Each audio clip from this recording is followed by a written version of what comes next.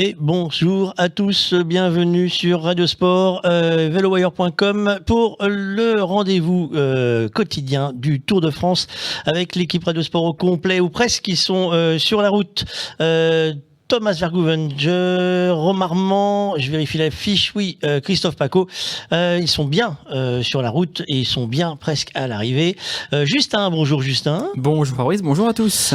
Bienvenue donc sur ce rendez-vous, nous sommes sur la 111e édition du Tour de France. Il est parti ce matin de Florence en direction de Rimini. Il s'est passé quelques événements, on va reprendre tout ça avec Justin et sans plus attendre.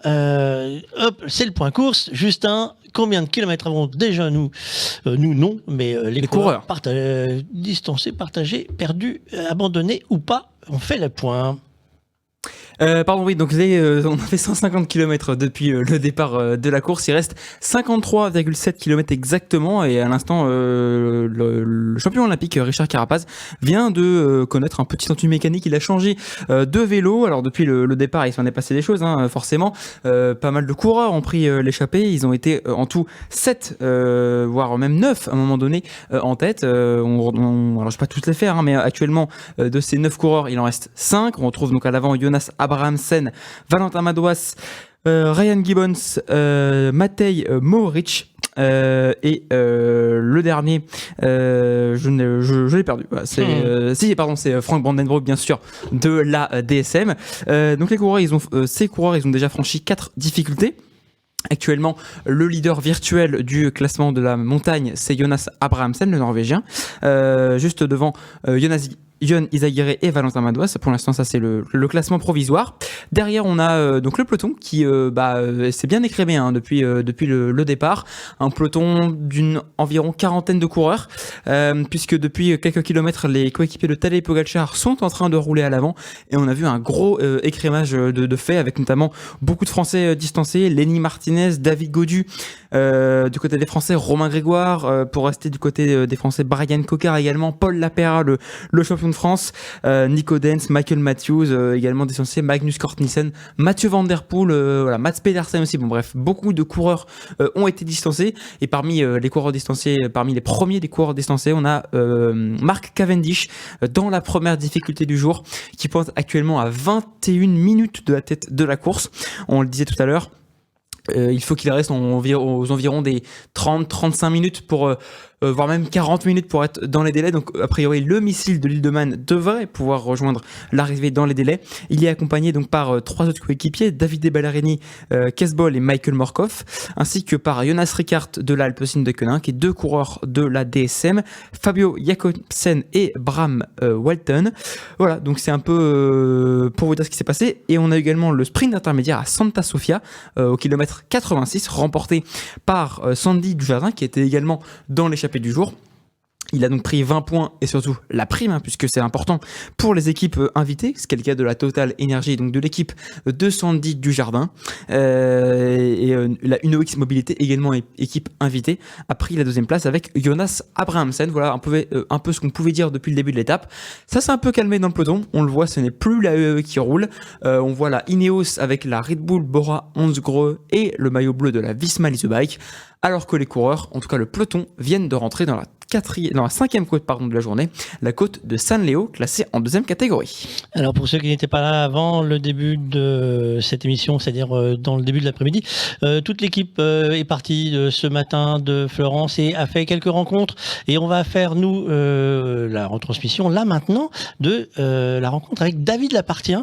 Et écoutez bien, parce qu'il y a peut-être des informations, on en parlera juste après, qui sont assez intéressantes. Radiosport. Avec David Lappartient, le grand patron de l'UCI, c'est toujours un moment important le départ du Tour de France pour vous. C'est un moment toujours très important, c'est l'endroit où le président de l'UCI doit être, parce qu'il y a tous les acteurs du cyclisme, tous les acteurs du cyclisme professionnel, et puis c'est la fête, on le voit ici à Florence, donc c'est bien quand on est là. Et puis c'est la première fois depuis 1903 que le Tour de France part d'Italie, donc ça aussi c'est une belle chose. Ça c'est important pour le cyclisme italien. Le cyclisme qui se porte bien, on voit des nouveaux annonceurs qui arrivent comme Red Bull pour pas les citer. Le cyclisme est en plein boom, on le voit même chez les amateurs. Hein. Oui, c'est qu'ils mettent en plein boom. On a plein de belles marques internationales qui arrivent. Et donc, il y a, je trouve, une sorte de renouveau du cyclisme. On a su nettoyer un certain nombre de sujets qui étaient difficiles chez nous. Ça ne veut pas dire qu'il n'y a pas encore des efforts à faire. Mais il y a un engouement. Et puis, c'est un sport vrai, quoi. Vous voyez, là, quand on est là, on voit les coureurs qui sont au milieu de la foule, les spectateurs qui sont autour des bus. Il n'y a plus beaucoup de sports où, au plus haut niveau, vous pouvez quelque part toucher le coureur, quoi, toucher l'athlète. Et le vélo, il a cette force de garder la proximité. On le voit avec une série comme Netflix où le vélo est encore plus dans la dangerosité. Et on sait que l'an prochain, ou très rapidement, je ne sais plus quelle date, vous allez instaurer des cartons jaunes et des cartons rouges, comme le rugby, quoi. Et voilà. le foot. Oui, parce qu'à partir du 1er août, parce qu'en fait, ce qu'on voit, c'est qu'on a quand même des comportements de coureurs qui sont parfois de moins en moins respectueux les uns des autres. Et donc, il faut sanctionner. C'est comme en foot ou en rugby. Il faut sanctionner. C'est une règle qui est mondialement connue, mondialement acceptée. Et on trouve que le vélo doit être aussi, finalement, peut-être plus strict sur certains comportements qui mettent en danger l'ensemble des coureurs. Oui, parce qu'on a beaucoup parlé de dopage depuis des années, qu'il soit mécanique ou physique. Là, on sent que les coureurs, à l'image de Vingegaard, qui sont tous tombés quasiment en 2 ans, même Pogacar et les autres. Hein. Ils ont tous connu la chute. Alors oui, ils connaissent. Il y en a qui tombent plus que d'autres quand même. Hein. Regardez Van Der Poel. Alors il a glissé au championnat du monde, mais il est quand même. Il tombe rarement. Donc il y en a des plus habiles que d'autres quand même. Mais néanmoins, on a quand même des efforts à faire collectivement pour la sécurité, et c'est ce qu'on est en train de faire. On a l'impression, pour conclure, qu'on est loin de tous les soucis de dopage. Et en plus, quand demain on va passer chez Pantani, il y a plein d'images qui nous reviennent. C'est le Tour 98 qu'il avait gagné en même temps que le Giro. Hein. Oui, alors pour autant, nous à l'UCI, on dépense 10 millions quand même de francs suisses sur la lutte antidopage. Il ne faut jamais cesser et toujours continuer à garantir la crédibilité du résultat, parce que voilà, il y a des évolutions, des choses qui peuvent être devenues indétectables ou pas. Et donc notre rôle, c'est d'être toujours là. Le coureur qui s'est fait pincer la semaine dernière d'Education First, c'est une action d'investigation dans laquelle l'UCI était naturellement mêlée et qui a permis, avec les forces de police, d'intercepter finalement un coureur. Donc ça montre que moi je crois aussi à l'investigation. On veille, et c'est l'essentiel, et on travaille. On est toujours en veille. Même les petits moteurs, toujours avec la tablette? Toujours. On a d'ailleurs embauché à mi-temps aujourd'hui un ancien agent du FBI dont la mission est de grenouiller là-dedans. Il est là, il est visible ou invisible. On rencontre les acteurs. On veut aussi que tout le monde sente la pression. Sache que l'UCI est là, on fait notre travail, et donc les moteurs peuvent être de plus en plus petits, raison de plus pour redoubler d'efforts. Merci d'avoir été avec nous. Merci à vous. Sur Radio Merci bien. Sport. Bon tour, Merci. bonne course. Radio Sport. Visible ou invisible, l'agent du FBI à l'enquête des possibles moteurs et autres. Voilà une information qui va faire bruisser. Il est visible ou pas visible? En tout cas, il cherche. Oui, parce qu'en fait, ce qu'on disait tout à l'heure avec Alexis quand il était encore avec nous, le dopage ou les suspicions de dopage, il n'y a rien de pire que ça. De se demander si c'est normal, pas normal, est-ce qu'il court, est-ce qu'il court pas. Forcément, ça n'aide pas pour se dire ouais, c'est propre ou autre, on n'a pas envie de... Alors, ça dépend. On dit qu'on n'a pas envie de regarder, on n'a pas envie d'écouter. Le public qui est sur le bord de la route, lui, se pose pas trop la question. Oui, c'est vrai. Au final... il regarde, il applaudit. Donc, on a d'autres noms, y compris chez les Français, qui sont encore adulés, alors que... Voilà, ils sont faits à l'insu de leur plein gré. Donc c'est pour ça que c'est une question qui va encore se poser et qui se posera, je pense, encore longtemps. Alors ce qui se pose, moi c'est ce que je dis à chaque fois, c'est dans le cyclisme c'est assez violent, dans les autres sports c'est pas toujours aussi présent, alors qu'on devrait faire la même chasse, mais on va dire que c'est... Voilà. Mais c'est vrai que quand ça tombe sur le cyclisme, c'est toujours plus... On s'indigne toujours plus, alors que par exemple au tennis, quand certains tennismen prennent des comprimés pour empêcher leur douleur au pied. Un certain Rafael Nadal, bizarrement, ça fait moins de scandale que quand c'est un dopage au cyclisme. Voilà, c'est une question. Si vous avez une question comme ça, n'hésitez pas à réagir. Si vous voulez qu'on se pose la question, qu'on aille voir des médecins ou autres, et qu'on regarde tout ça, on le fera avec grand plaisir. Merci si nous vous rejoignez. Bienvenue à ceux qui sont là. Hop. Et je dis bonjour. Je dis bonjour à tout le monde. Ça va être plus simple, sinon ça va être trop long. Juste, on va reprendre nous les petits calepins. Il nous reste 50 km de l'arrivée. Exactement. On est dans une moyenne de vitesse qui est conforme à ce qui était attendu. Oui. 50 plutôt, bornes, il est 16h40. Ils sont plutôt lents. Voilà, on va dire qu'ils sont dans la fourchette. Plutôt lent, mais il dans reste encore 50 km, donc ça peut encore bien accélérer. Mais ils sont dans la fourchette, c'est exactement ça. Il n'y a pas de souci de ce côté-là. On devrait pouvoir voir le match de l'Italie sans problème, à l'heure, a priori. sans changer de chaîne tout à l'heure. Le point sur la course, Justin, on en est où? Et bien donc, comme tu le disais, il reste 50 km à parcourir. On vient de voir une image intéressante à l'instant. Romain Bardet a attaqué le peloton. Romain Bardet a pris quelques longueurs d'avance. C'était probablement l'un des derniers coureurs français encore en lice dans ce peloton, et Romain Bardet a attaqué. Alors on sait qu'il a un de ses coéquipiers devant, alors que devant là, c'est en train d'exploser avant la personne de Frank Van Den Broek. Ils ne sont plus que 3 devant avec Valentin Madois et Jonas Abrahamsen, puisqu'on voit que Matej Mohoric et Ryan Gibbons viennent de lâcher. Mais image intéressante, Romain Bardet a attaqué. Pourquoi pas pour lui aller peut-être chercher des points intéressants, puisque regardez, il n'est plus qu'à 53 secondes de la tête de course. Il reste 1,6 km d'ici le grimpeur. Donc Romain Bardet prend quelques longueurs d'avance. Ça fait plaisir de le voir à l'attaque, le français. Et on voit justement son coéquipier néerlandais l'attendre. Romain Bardet qui a annoncé ne pas faire le classement général.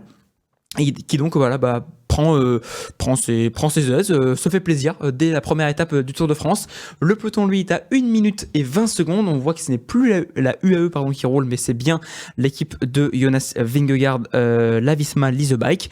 On a vu également Primož Roglic toujours être bien là. Voilà, les favoris sont là, et Mark Cavendish lui affiche un retard de 21 minutes et 35 secondes. Il reste 50 km à parcourir. On rappelle Cavendish qui a eu un coup de chaud. Un coup de chaud, on l'a peut-être vu vomir tout à l'heure, alors qu'il restait quasiment 150 km. Donc un gros coup de chaud. On a vu d'ailleurs un de ses coéquipiers, Michele Gezzoli, abandonner tout à l'heure. Alors est-ce qu'il y a un virus qui circule dans leur équipe ? Peut-être. En attendant, Mark Cavendish a eu sans doute un coup de chaud tout à l'heure. On a lancé l'enquête. Dans les sujets, puisque là j'attends que nos petits camarades arrivent à se connecter, dans les sujets, on va pouvoir nous reprendre un petit peu la présentation du Tour. Le Tour de France a démarré ce matin pour 21 étapes. On fait le Tour de France, c'est parti d'Italie, une première. Et oui, une première dans l'histoire, parce que l'Italie, c'était le pays frontalier qui n'avait toujours pas accueilli le Tour de France. Alors, il faut savoir que depuis que le Tour de France a été créé, il n'y a que seulement 26 pays. Alors seulement, c'est quand même beaucoup, vous allez me dire, mais il n'y a que seulement 26 départs qui ont été donnés depuis l'étranger. Et l'Italie, c'est la première fois qu'elle reçoit le grand départ, le Tour de France. Donc 26 départs à l'étranger en 111 éditions. Le premier, il a été donné à Amsterdam en 1954, et depuis, il y a 11 pays pour 26 départs à l'étranger qui ont été donnés. On rappelle que l'année prochaine, le Tour de France partira depuis la France. C'est quand même appréciable d'être souligné. Et depuis Lille, alors que Barcelone a été annoncé la semaine dernière, qui sera le grand départ du Tour de France en 2026. Alors, on part de Florence, on appelle ça le grand départ. Les grands départs, c'est 3 jours dans à peu près la même région. Exactement. Et cette année, on est dans la région italienne. De la Toscane. Et on part donc Florence, Rimini. Demain, nous partirons sur... Demain, on part donc depuis chez Cesenatico, jusqu'à Bologne. Et après, après Bologne, la 3e étape entre Plaisance et Turin. Après, on passera de Pinerolo à Valloire pour rentrer en France. Une étape, on va dire, toujours pas le moment de souffler. Non, c'est toujours pas le moment de souffler. C'est la première fois que le Tour de France montera aussi haut, aussi tôt dans son histoire, avec, on l'a dit tout à l'heure, une grosse étape de montagne, entre guillemets, 139 km, 3 cols, 2 cols de deuxième catégorie, le col de Sestrières et le col de Montgenèvre, avant le col de Guélébier avec le souvenir Henri Desgranges, 2642 mètres de dénivelé, d'altitude, donc un gros col, une grosse étape dès la 4e étape de ce Tour de France 2024. On sera donc ensuite en France cette fois-ci, et ça continue encore dans les montagnes, mais on va commencer à descendre. Saint-Jean-de-Maurienne à Saint-Vulbas, plaine de l'Ain. Eh oui, alors on va commencer à bien descendre. Hein. La deuxième étape, après Plaisance et Turin, dédiée aux sprinters entre Saint-Jean-de-Maurienne et Saint-Vulbas, 177 km, pas grand chose à dire sur cette étape. Les sprinters et notamment Jasper Philipsen devront se jouer la victoire, tout comme la 6e étape entre Mâcon et Dijon. Là, pareil, 163 km, une étape toute plate, une étape de transition, comme on aspire entre guillemets à les dire, même si beaucoup n'aiment pas trop ce surnom. Avant l'étape numéro 7 entre Nuits-Saint-Georges et Gevrey-Chambertin, le premier contre-la-montre de ce Tour de France 2024, 25,3 km, un contre-la-montre plutôt difficile, même si il devrait convenir aux spécialistes, avec notamment Remco Evenepoel ou encore Stefan Kung. 8e étape. Ensuite, entre Semur en Auxois et Colombey les deux églises, là une étape, alors sur le profil on se dit bon, une étape plutôt facile, mais non. En vrai, 183 km, une étape dite un peu des murs, hein, comme ce qu'on a eu au Giro cette année avec la victoire de Julien Alaphilippe. Là on a 5 difficultés répertoriées, mais pourtant il y a énormément de difficultés qui ne sont pas répertoriées. Une étape casse-pattes qui devrait donc s'ouvrir à une échappée, sans doute la première de ce Tour de France. Et ensuite on enchaînera sur l'étape numéro 9, la dernière avant la journée de repos, exactement, entre 3 et 3, et une étape particulière parce que c'est la première fois que le Tour de France présentera une étape avec des chemins blancs. Alors première fois pour le Tour de France masculin. Et oui, heureusement que tu me reprends, parce que les filles elles ont le Tour de France féminin elles l'ont fait. A inauguré ça l'année dernière. En plus, c'était très joli d'ailleurs. C'était un paysage magnifique. Ouais. Et justement, c'était un vrai test de grandeur nature pour savoir si les coureuses considéraient que c'était quelque chose d'intéressant. Deux, d'avoir un retour en grandeur réelle avec les suiveurs, les voitures. Parce que c'est pas le tout de dire qu'on prend les chemins blancs, mais si vous avez, comme au Paris-Roubaix, vous voyez pas la route parce que vous avez toutes les voitures et que vous finissez dans le fossé, ça n'a aucun intérêt. Donc ça, c'est positif, et on y retourne. Donc faut leur souhaiter qu'il ne pleuve pas, si on sera moins drôle. Ah oui, mais on espère, parce que par exemple, à titre de comparaison, les Strade Bianche, qui c'est aussi une course qui se déroule sur des chemins blancs, cette année c'était sous la pluie et c'était pas très rigolo. Donc on espère forcément une étape, ce sera une très belle étape, hein, c'est sûr, mais on espère pas trop de crevaisons, parce que malheureusement sur ce genre d'étape, c'est un peu celui qui aura le plus de chances possible, hein, parce que forcément sur les chemins blancs on crève plus facilement. Après la première étape de repos à Orléans, les coureurs repartiront d'Orléans pour aller à Saint-Amand-Moron, une étape de 187 km, là aussi toute plate, une étape de lendemain de journée de repos qui devrait correspondre sans aucune difficulté aux sprinteurs avant une autre étape entre Évaux-les-Bains et Le Lioran, la 11e étape, qui cette fois-ci devrait correspondre plutôt aux baroudeurs et à une échappée, puisque cette étape présente 1, 2, 3, 4, 5, même 6 difficultés répertoriées. Depuis donc jusqu'à l'arrivée au Lioran, on aura donc la côte de Moyou, la côte de Larode, qu'est-ce qu'on a? On a le col de Néronne, le puits Marie-Pas-de-Pérol, où il y aura le virage Romain Bardet, puisque Romain Bardet habite pas très loin de c'est sa région. On a ensuite le col de Pertu et enfin le col de Fond-de-Serre, donc une étape plutôt pour les échappées, comme je le disais, avec une échappée, avec une fin d'étape plutôt musclée, une arrivée au Lioran plutôt difficile. On enchaînera ensuite sur la 12e étape entre Aurillac et Villeneuve-sur-Lot. Là, on aura, comme il y a 2 jours, et la 10e étape, une étape pour les sprinteurs, même si le début de l'étape sera plutôt en musclé, avec une petite descente, donc sans doute une grosse bataille pour la prise d'échappée. Donc pour les sprinteurs, cette étape 12, tout comme l'étape 13 entre Agen et Pau, seulement 2 petites côtes de 4e catégorie, la côte de Blachon et la côte de Simacourbe,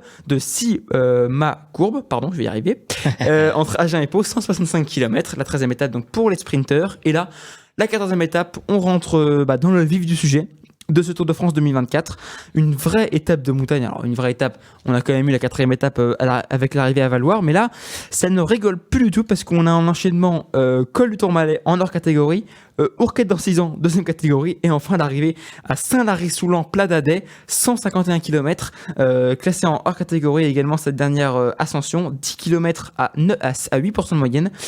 Ça promet. Les premiers vrais écarts de ce Tour de France vont être sur cette 14e étape.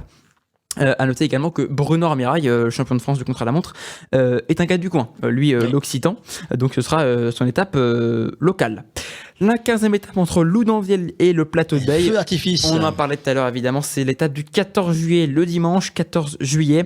Feu d'artifice, c'est oui, parce que 1, 2, 3, 4, 5 ascensions programmées, 4 en première catégorie, avec le col de Perros-Sourde, le col de Manté, le col de Portet d'Aspet et enfin le col d'Agne, avant la montée finale vers le plateau de Baye, classé en hors catégorie, 16 km à 8% de pente moyenne. Alors là, on va aussi avoir forcément les premiers écarts et encore de vrais écarts au classement général entre les favoris. Le lendemain, entre Gruissan et Nîmes, on le disait tout à l'heure, Nîmes est habitué aux arrivées pour les sprinters et cette année ça n'échappera pas à la règle. 188 km, là pareil, une seule petite côte, la côte de Fambetou, 4e catégorie, sans difficulté principalement cette étape. Donc une arrivée pour les sprinters avant une autre étape, la 17e, qui cette fois-ci sera réservée plutôt aux baroudeurs entre Saint-Paul-Trois-Châteaux et Super Dévoluy. Une première partie de l'étape pas trop difficile, on devrait assister à une grosse prise d'échappée, 177 km, avant une dernière partie de l'étape plutôt musclée avec le col de Bayard, 6,8 km à 7,3%, le col de Noyer, 7,5 km à 8,1%, et enfin la montée finale vers Super Dévoluy, 3,8 km à 5,9% de pente moyenne. Donc là également une arrivée pour puncher, potentiellement pour voir des Français s'illustrer sur cette étape, sur cette 17e. Avant la 18e étape, entre Gap et Barcelonnette, une étape de 179 km, une étape, alors là vous allez me dire, oui Gap, on est dans les Alpes, oui on est dans les Alpes, mais on ne monte pas si haut, on montera à 1400 mètres seulement, entre guillemets, au plus haut, avec le col de Festre, avant la côte de Corps, la côte de Mans, la côte de Saint-Apollinaire et la côte des Demoiselles Coiffées, toutes classées en 3e catégorie, avant une étape plutôt en montée vers Barcelonnette, avant un final plutôt plat. Donc sans doute une étape réservée aux baroudeurs, avant le triptyque final de ce Tour de France 2024, l'étape 19 entre Embrun et Isola-Demie, une grosse étape, 144 km seulement, entre guillemets, mais 3 énormes cols, le col de Vars, 18,8 km et à 5,7%. La cime de la Bonnette, la plus haute route asphaltée de France, mais plus globalement d'Europe, à 2802 mètres d'altitude. Là, je peux vous dire que les poumons vont bien respirer. 23 km même à 7% de pente moyenne. Et on terminera par l'ascension d'Isola 2000 en première catégorie, 16 km à 7,1% de pente moyenne. Donc grosse étape. Grosse première étape de ce triptyque. À noter que le gars du coin, c'est Lenny Martinez, donc il devrait être en vue sur cette étape. S'il arrive au bout. S'il sera là, effectivement, et s'il sera en forme. La deuxième étape de ce triptyque, la 20e, c'est entre Nice et le col de la Couillole, une étape qu'on voit souvent sur Paris-Nice, course par étape de niveau World Tour, 132 km entre Nice donc, et le col de la Couillole, le col de Brosse, classé en deuxième catégorie, le col de Turie, première catégorie, 20 km à 5,7% de pente moyenne, le col de la Colmiane, 7,5 km à 7,1% de pente moyenne, et enfin le col de la Couillole, première catégorie, 15 km à 7,1% de pente moyenne. Là, les leaders devront tenter de faire les écarts avant le contre-la-montre finale du lendemain. Entre Monaco et Nice, c'est seulement la deuxième fois dans l'histoire du Tour de France qu'un contre-la-montre termine une édition. Et je peux vous dire que ce contre-la-montre, ça va pas rigoler parce que les coureurs vont devoir escalader la Turbie, la côte de la Turbie, 8,1 km à 5,6% de pente moyenne, avant de redescendre un tout petit peu pour remonter vers le col d'Aise, 1,6 km à 8% de pente moyenne. Je peux vous dire que ça va pas rigoler. Avant la redescente vers Nice et l'arrivée sur la promenade des Anglais. Voilà un peu sur ce qu'on pouvait dire pour ce parcours du Tour de France 2024. Eh ben oui, le parcours du Tour de France 2024, on a, ça y est, retrouvé notre trio. J'espère que Jérôme n'est pas malade plus que ça, parce que on va lancer une enquête, messieurs. On va lancer une enquête. On a demandé Il a chopé le même virus que l'Astana. Ah là là. Je pense que les gnocchis n'ont pas été digérés. Il va falloir faire une enquête auprès de l'Astana. Ce sera Thomas. On va l'envoyer pour faire ça. Je ne prête pas tout de suite. Mais ils nous entendent pas. Oui. Ils oui, discutent oui, entre eux, oui, tu vois. on est là. Moi, vous écoute. On était dans Monaco-Nice encore, là. On était sur l'arrivée. Non, mais On a fait tout le Tour de France avec vous. Nice, voilà, vous avez fait le repérage en vélo électrique. Il y en a qui vont y arriver, ils vont faire autre chose, quoi. Tu vois, on parle pas de la même chose. Comment se passe cette route du Tour de France pour vous, messieurs? C'est un enfer parce que ça tourne depuis 200 bornes, quoi. Donc voilà. Thomas, tu vois les discotos là? Dans tous les sens. Ça y va. Et Jérôme, il est T'es remonté, Jérôme? Écoute, ça va bien, les gars. Viens. Envoyer les trucs. Ça va la jeunesse. Ça va la jeunesse. Il a pas vomi. Hein. On a mis l'oncle Picsou derrière, t'as vu? Ouais, je vois ça, ouais. On remarque qu'il y a les deux du Beupet devant et. Alors, juste un truc, il faisait très très chaud. Attends, il y a Waze qui nous parle. Il y a une zone de contrôle. Voilà. Aïe. Alors, Jérôme, je te propose un truc, c'est que normalement, tu as un scoop phone avec toi, donc tu dois pouvoir répondre avec le scoop phone qui passe sûrement mieux. Est-ce que par hasard, tu peux parler dans le scoop phone? Ah. Alors, attends, bouge pas. Pourquoi je te reçois pas? Alors, t'es caché où, toi? Vas-y, parle donc. Ah, tu dois pas avoir ouvert quelque chose, il y a un truc qui va pas. Ton micro il doit pas être alimenté, mon ami. On va essayer avec le faire l'essai. Pour l'instant c'est raté. On est beau, hein. Oh, qu'est-ce qu'on est beau. Ah bah ça je vois ça, vous êtes beau. Alors remarque, c'est bien parce qu'au moins ça marchera sur les réseaux, ça va marcher de vous voir faire les pilotes comme ça. Nous avons diffusé tout à l'heure ton interview avec Monsieur Lapartien pour parler de la présence d'un membre, un ancien membre du FBI. Vous sentez une tension particulière au départ du Tour ce matin par rapport à ça ou tout ce qui est dopage et autres, ça n'existe pas ce matin? On va être très honnête avec. On est allé avec Thomas et vraiment Jérôme et Thomas est au plus près des bus. Ils sont arrivés. Il y avait tellement de monde, si tu veux, que tu étais dans l'ambiance italienne, qu'on n'a pas senti de pression. Hein. On verra peut-être plus demain ou ce soir à l'arrivée. Mais en plus, le podium protocolaire était.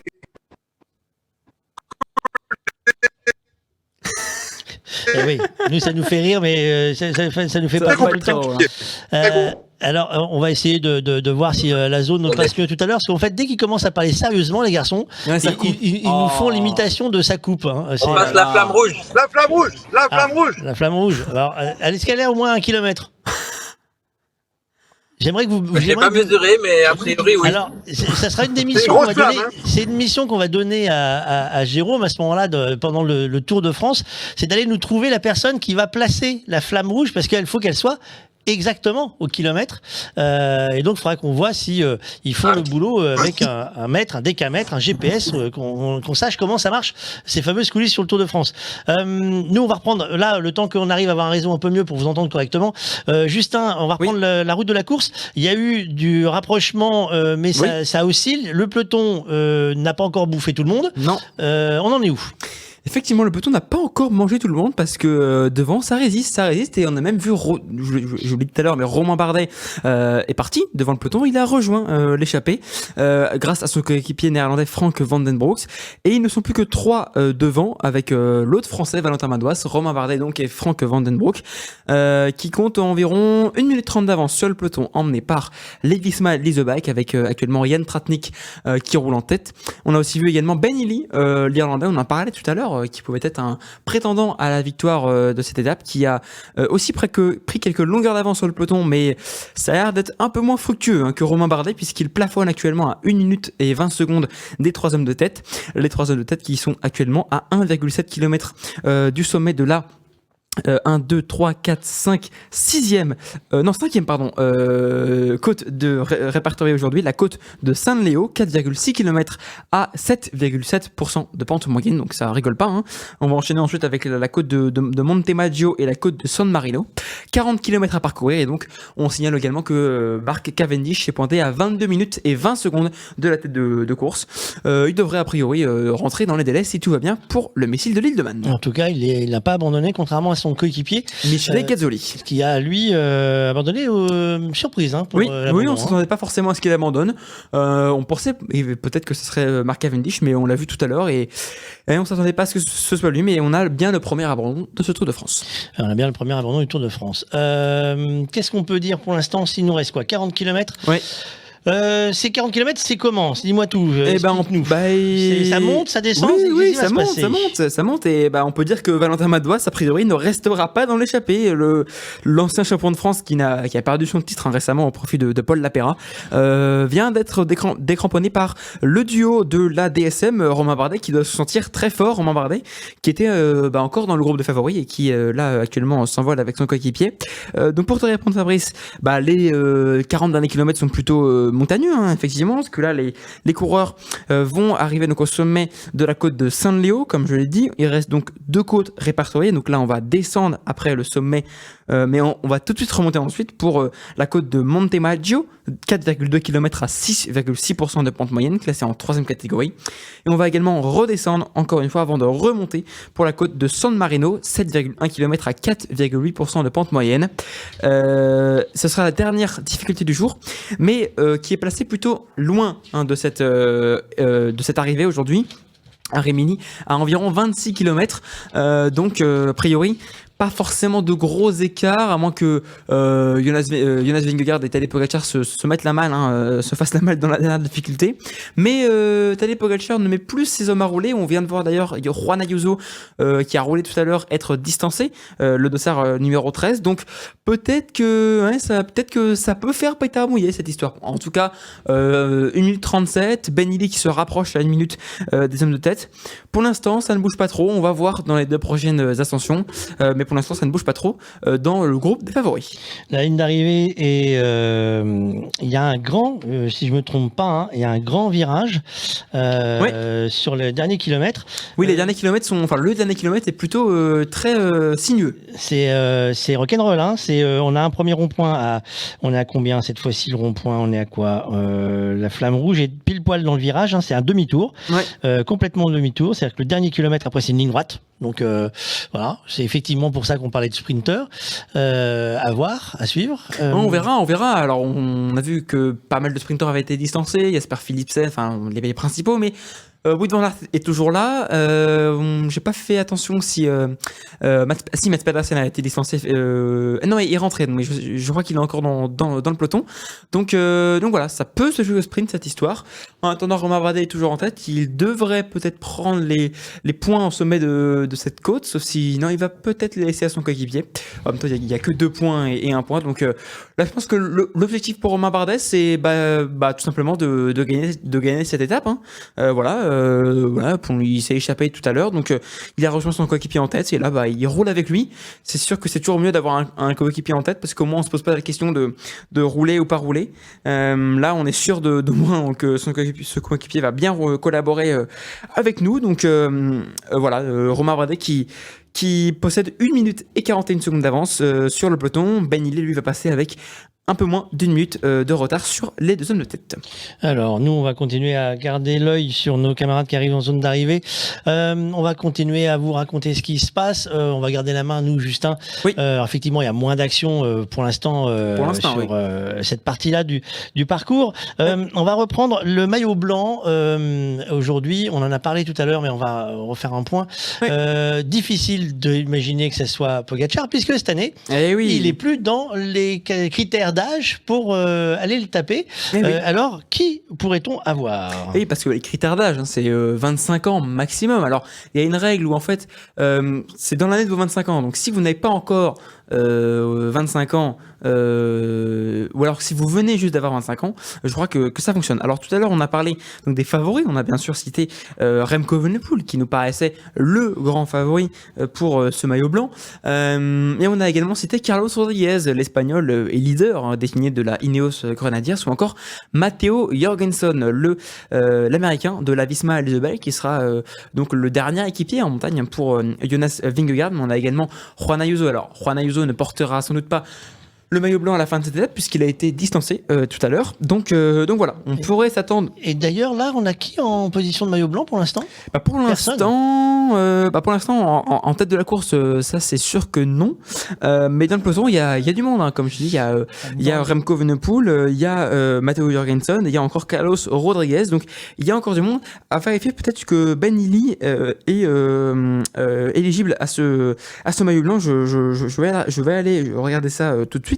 Parce que peut-être que Ben Illy, exactement ça, Ben Illy est éligible au maillot blanc. Alors pour l'instant, il n'a que 40 secondes d'avance sur le peloton, mais Ben Illy est éligible au maillot blanc, donc à voir. Alors qu'on rentre à l'instant dans la principauté de Saint-Marin, qui est donc le deuxième pays à être franchi par les coureurs du Tour de France 2024. Bon, on va laisser nos camarades, parce que je vois qu'ils sont connectés, mais on a une belle vision d'un arbre. On va laisser nos camarades s'installer tranquillement dans leurs différentes fonctions. Comme ça, ils seront tranquilles, qu'ils aillent tranquillement là où il faut qu'ils aillent. On va faire le point tout à l'heure sur nos liaisons au pire des cas. Merci les garçons. Nous, on va refaire un petit point assez simple. Voyons voir. Maillot blanc, c'est fait. Il faut attendre. Le maillot à poids. Alors, le maillot à poids. Il va falloir attendre le dernier passage. Les derniers passages, oui. Qui sont là, mais pour l'instant, il y a un Français, il y a deux Français, que je dis de bêtises, il y a un Français. Un Français qui est bien placé au classement. Alors, malheureusement, il a été distancé du groupe de tête, mais actuellement et virtuellement c'est Jonas Abrahamsen qui serait donc le maillot à poids à l'issue de cette étape avec 13 points, juste devant Valentin Madouas, donc l'autre français qui était devant, qui compte 11 points. Yon Izagirre est virtuellement 3ème avec 8 points. Frank Vandenbroek, le coéquipier de Romain Bardet, a 7 points, et Romain Bardet justement lui-même a 2 points. Donc pour l'instant c'est Jonas Abrahamsen, le Norvégien de la UNOX, équipe invitée sur ce Tour de France, qui est donc virtuellement leader et qui devrait le rester, sauf si Valentin Madouas prend des points, mais a priori ça ne devrait pas être le cas, puisque sur les deux dernières côtes qui nous restent, les deux coureurs en tête devraient prendre 2 et 1 point, qui sont les deux seuls barèmes à prendre en passant en tête de ces difficultés. Alors, bougez pas, parce que moi j'ai toujours pas le micro, donc ça c'est mon avis, faudra qu'on fasse le point. Je sais pas si tout le monde est là, mais en tout cas ils avancent, nos amis sur le Tour, voilà. Hop. Alors sur le micro interview, enfin qu'on voit, parce qu'effectivement il y a un souci, messieurs, enfin qu'on voit, parce que moi je reçois pas. 145. Est-ce que vous m'entendez au moins dessus? Sur le casque. Oui, je t'entends. Oui. Par contre, moi, je t'entends pas, donc c'est pas bon signe. Donc ça, faut que je trouve pourquoi. Pardon, Christophe, vas-y, dis-nous tout. Profite de nous, on est là. Le fait qu'on soit là. Alors là, racontez-nous, on est en inside. Vous avez garé la voiture et vous faites quoi là, précisément? On n'a même pas garé la voiture. La voiture, pour l'instant, on l'a laissée à un voiturier. Tu dois sans lire. Hein. Non, c'est l'Italie, avec tout ce qu'on aime en Italie. Il y a un peu d'improvisation quand même. Dès l'arrivée ici, t'as pas de parking, donc tu te débrouilles entre deux glaciers et des vendeurs de panini, quoi. Mais bon, on arrive. Vous allez vivre de l'intérieur. On arrive au parking des équipes. Donc on a repéré les parkings des équipes. Et là, il y a 15 km de plage à Rimini. Et donc on va remonter dans l'autre sens pour aller directement. Tu vois, on va te montrer la Ineos Grenadier. Regarde, hop. Voilà. Ils sont arrivés plus facilement que vous, hein. Bah ouais, mais eux, ils ont le droit de se garer au bord de la plage, si tu veux. Nous, on n'a pas pris de maillot. Dommage. Tu peux pas se baigner. Et eux, ils ont pris des strings, et donc avec les strings, ils sont passés. Alors racontez-nous, parce que là, on en profite, hein, racontez-nous. On se dirige du coup en longeant les équipes. On se dirige vers la zone technique qui se trouve au niveau de l'arrivée. Parce qu'à partir de là, du coup, on va normalement pouvoir commenter un petit peu plus en direct. On sera installé. Bon. Là, tu vois la Bora qui arrive maintenant. La Bora arrive maintenant. Ils ont pas Oui. fait mieux que nous, hein. Ouais, mais je vois ça, ouais. Ciao, ciao, come vai? Tutto bene, si. Alors, vous êtes en train de Comment vivre c'est en la direct. course devant, les enfants? Devant, Raconte-moi la course, parce qu'on voit rien. alors, Bah, Romain Bardet est toujours en tête avec son coéquipier Frank Vandenbroek. Ils possèdent 1 minute et 54 secondes d'avance sur le peloton. Et Ben Illy, toujours intercalé à 1 minute des deux hommes de tête qui sont dans la dernière difficulté du jour, la côte de San-Marino.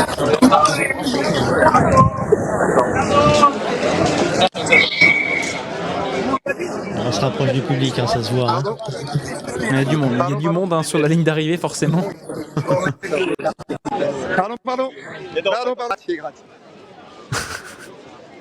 On va profiter hein, que ça fonctionne et qu'on est avec eux. Toulouloup. Faut qu'on passe le contrôle. Passez le contrôle. Faut vider les poches. Hein.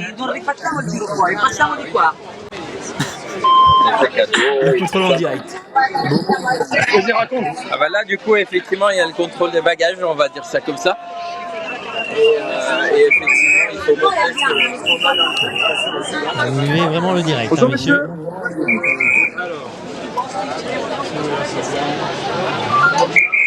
Contrôle.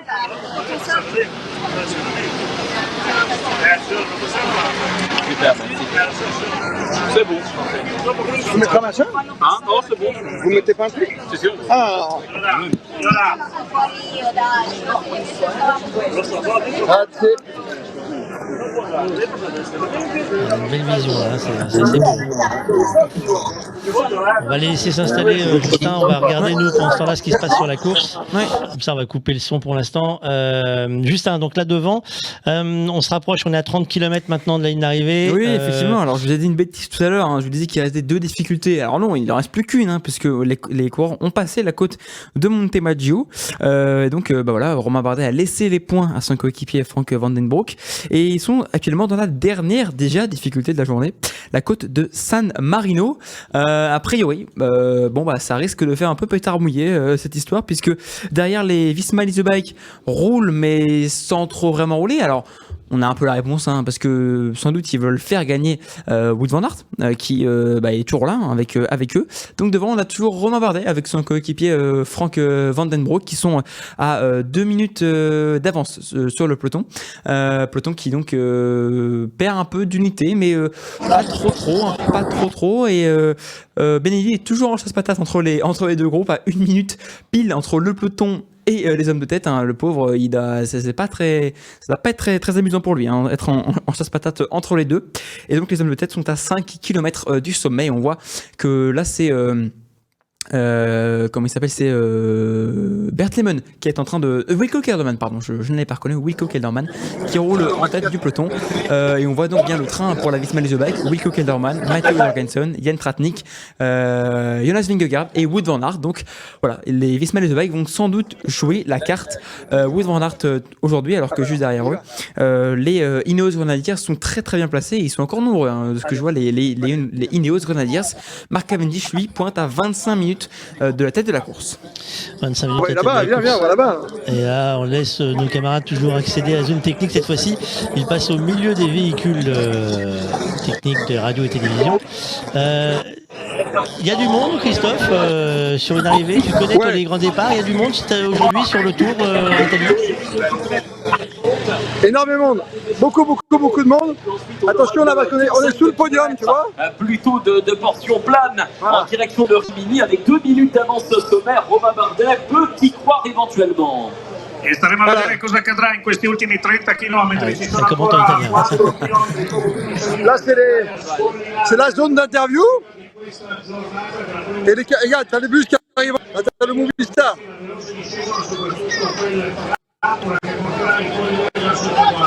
Staremo a vedere se questo minuto, soprattutto questo minuto, il 5 Pas facile, hein. On va arriver au camion. Andare a conquistare la vittoria nella prima tappa, ma soprattutto la prima maglia gialla di questo Tour de France. Oui, le premier maillot jaune qui est en jeu, évidemment, ce maillot jaune apparaît des Parisiens d'ici 30 minutes maintenant, un peu plus de connaîtront le verdict de cette première étape en vous invitant dès demain, évidemment, pour la suite de ce Tour de France. Demain, une étape qui s'élancera quelques minutes d'ici du côté de Cesenatico en direction On va de le laisser tranquille. Il est en train de s'installer. On va les laisser s'installer tranquillement. On va les laisser nous continuer. Justin, on va reprendre nous la course tranquillement. Je suis en train d'essayer de. En fait, je vous explique pourquoi on en prend un peu de lenteur là pour l'instant. Ouais. J'essaye de régler un souci technique tout simplement avec la liaison audio qui apparemment n'est pas ouverte du bon côté. C'est-à-dire qu'en fait, je reçois rien. Donc C'est embêtant. si je reçois rien, ça se trouve il y a rien. Ah oui. Donc voilà, mais on va juste faire le point, ça va fonctionner. Justin, Oui. on est donc là à 30 km de la ligne d'arrivée. Qui est Oui. en tête? Ah oui, bah toujours à 30 km de l'arrivée, le même duo est toujours en tête depuis tout à l'heure. Romain Bardet accompagné de son coéquipier de la DSM Firmenich Post NL. Oui, il faut être précis sur les lignes d'équipe, parfois qui sont à rallonge. Frank Vandenbroek. Donc les deux coureurs possèdent 2 minutes d'avance toujours sur le peloton, emmenés à allure plutôt modérée de ce qu'on voit par les Visma Leasebike qui alors ont perdu Jan Tratnik qui s'est garé. Il a bien roulé le Slovène, et donc maintenant c'est Wilco Kelderman donc qui roule en tête de peloton. Ben Nili lui est toujours pointé à 1 minute de la tête de course et donc à 1 minute de retard sur le peloton maillot, j'allais dire maillot jaune, mais non, parce qu'il n'y a pas encore de maillot jaune. Et en parlant de maillot jaune, Romain Bardet avec toujours 2 minutes, s'il possède toujours 2 minutes d'avance à 26 km de l'arrivée, ça pourrait le faire pour le coureur français. Ça pourrait le faire puisque il serait 2 devant, 2 coéquipiers, donc pas forcément de tergiversation, je sais pas si ça se dit. En tout cas, les deux coureurs ne tergiverseraient pas pour collaborer. Et donc voilà, Romain Bardet qui fait l'effort dans cette difficulté, 3 km 7 du sommet de cette côte de San Marino. Ils font l'effort, les deux coureurs de la DSM, pourquoi pas aller glaner le premier maillot jaune de ce Tour de France. En attendant, Mark Cavendish lui est toujours à 25 minutes de la tête de course. C'est un peu le seul écart qu'on a puisque c'est le groupe qui se situe le plus loin de la tête de la course, puisque derrière on a un peu, à mon avis, plein de petits groupes étaux qui se sont formés, mais on n'a pas forcément tous les écarts. Et donc voilà, on voit Ben Nili qui a attaqué tout à l'heure dans la côte de Montemaggio, mais qui a souhaité faire le jump comme Romain Bardet l'a fait, mais malheureusement il n'a pas réussi, le coureur irlandais. Donc voilà, il se retrouve un peu coincé. Ben Nili, il va continuer forcément jusqu'au sommet, mais bon, si ça revient derrière, il va forcément se relever. Il reste donc un peu moins de 30 km à parcourir. 30 km à parcourir. La course a été juste tout à l'heure un peu mouvementée pour que je dise pas de bêtises, Cavendish qui a eu un coup de moins bien. Et les UAE aussi, les UAE ont beaucoup roulé tout à l'heure dans la côte des Barboteaux, pardon. Mais depuis tout à l'heure, on les voit plus trop. On les a vus mettre un gros coup de vis, mais depuis, ils ne sont plus trop visibles. Donc on se demande un peu pourquoi Tadej Pogačar a voulu rouler. Peut-être qu'il a juste souhaité voir le niveau de Jonas Vingegaard, mais ce n'est pas forcément en mettant alors sans faire offense à Tim Wellens ou à Nils Politt, mais en mettant ses coéquipiers là à rouler, qu'il allait faire sauter Jonas Vingegaard. Donc un peu étonnant, puisque là, regardez, on est à moins de 3 km du sommet. Peut-être que on se demande un peu pourquoi Tadej Pogačar a mis ses hommes à rouler tout à l'heure. Enfin bref, voilà. Toujours est-il que les Visma Leasebike prennent le peloton en main et on se dirige tranquillement vers sans doute un sprint avec pourquoi pas un Wout van Aert en jaune ce soir, ou bien alors peut-être on pourrait se mettre à rêver avec pourquoi pas un Romain Bardet en rose, j'allais dire, mais non, ça c'est le Giro, en jaune ce soir avec s'il possède toujours quelques minutes d'avance sur le peloton. Alors là, on a vu un assistant de la Red Bull Boransgreu tomber, sans doute. Alors je ne sais pas ce qui s'est passé. Peut-être qu'il s'est fait faucher par un bidon, alors par l'un de ses propres coureurs. Ce serait assez étonnant, mais voilà, rien de grave a priori pour l'assistant qui donnait des bidons sur le bord de la route, un peu moins de 29 km à parcourir. Bon, là, on va montrer les secrets de ce qui se passe chez nous. Car ils arrivent, hein, les camarades, ils sont en train de s'installer. On les voit s'installer ils sont en tranquillement. place. Il faudra juste que je fasse le point avec Thomas, parce que votre appareil, à mon avis, n'est pas paramétré comme il faut sur place. Mais c'est pas grave, il parle avec moi. Oui, non, mais c'est parce qu'après, s'il part, faut faire des interviews avec, ça marchera pas. Mais du coup, je ferai pas. On va tout avoir d'un coup en Italie. Ben, On va avoir le panini, le café, le pandoro, la colombe, quoi, tu vois. Non, mais de toute façon, c'est ce qu'on disait, c'est que c'est comme pour les équipes, comme les équipes cyclistes et les équipes techniques. Le Tour de France, c'est une première. Tout le monde, c'est un premier jour. Ouais. Tout le monde est en train de corriger les différents systèmes. On l'a vu sur France Télévisions tout à l'heure, des sorties, des mix qui n'étaient pas forcément très élégants. Donc c'est normal que ça se rôde un peu partout. Comment avez-vous vécu, vous, ce parcours? Tout à l'heure, on parlait qu'il y avait beaucoup de virages et que il y avait du monde sur le bord de la route, mais vous l'avez trouvé comment, ce parcours?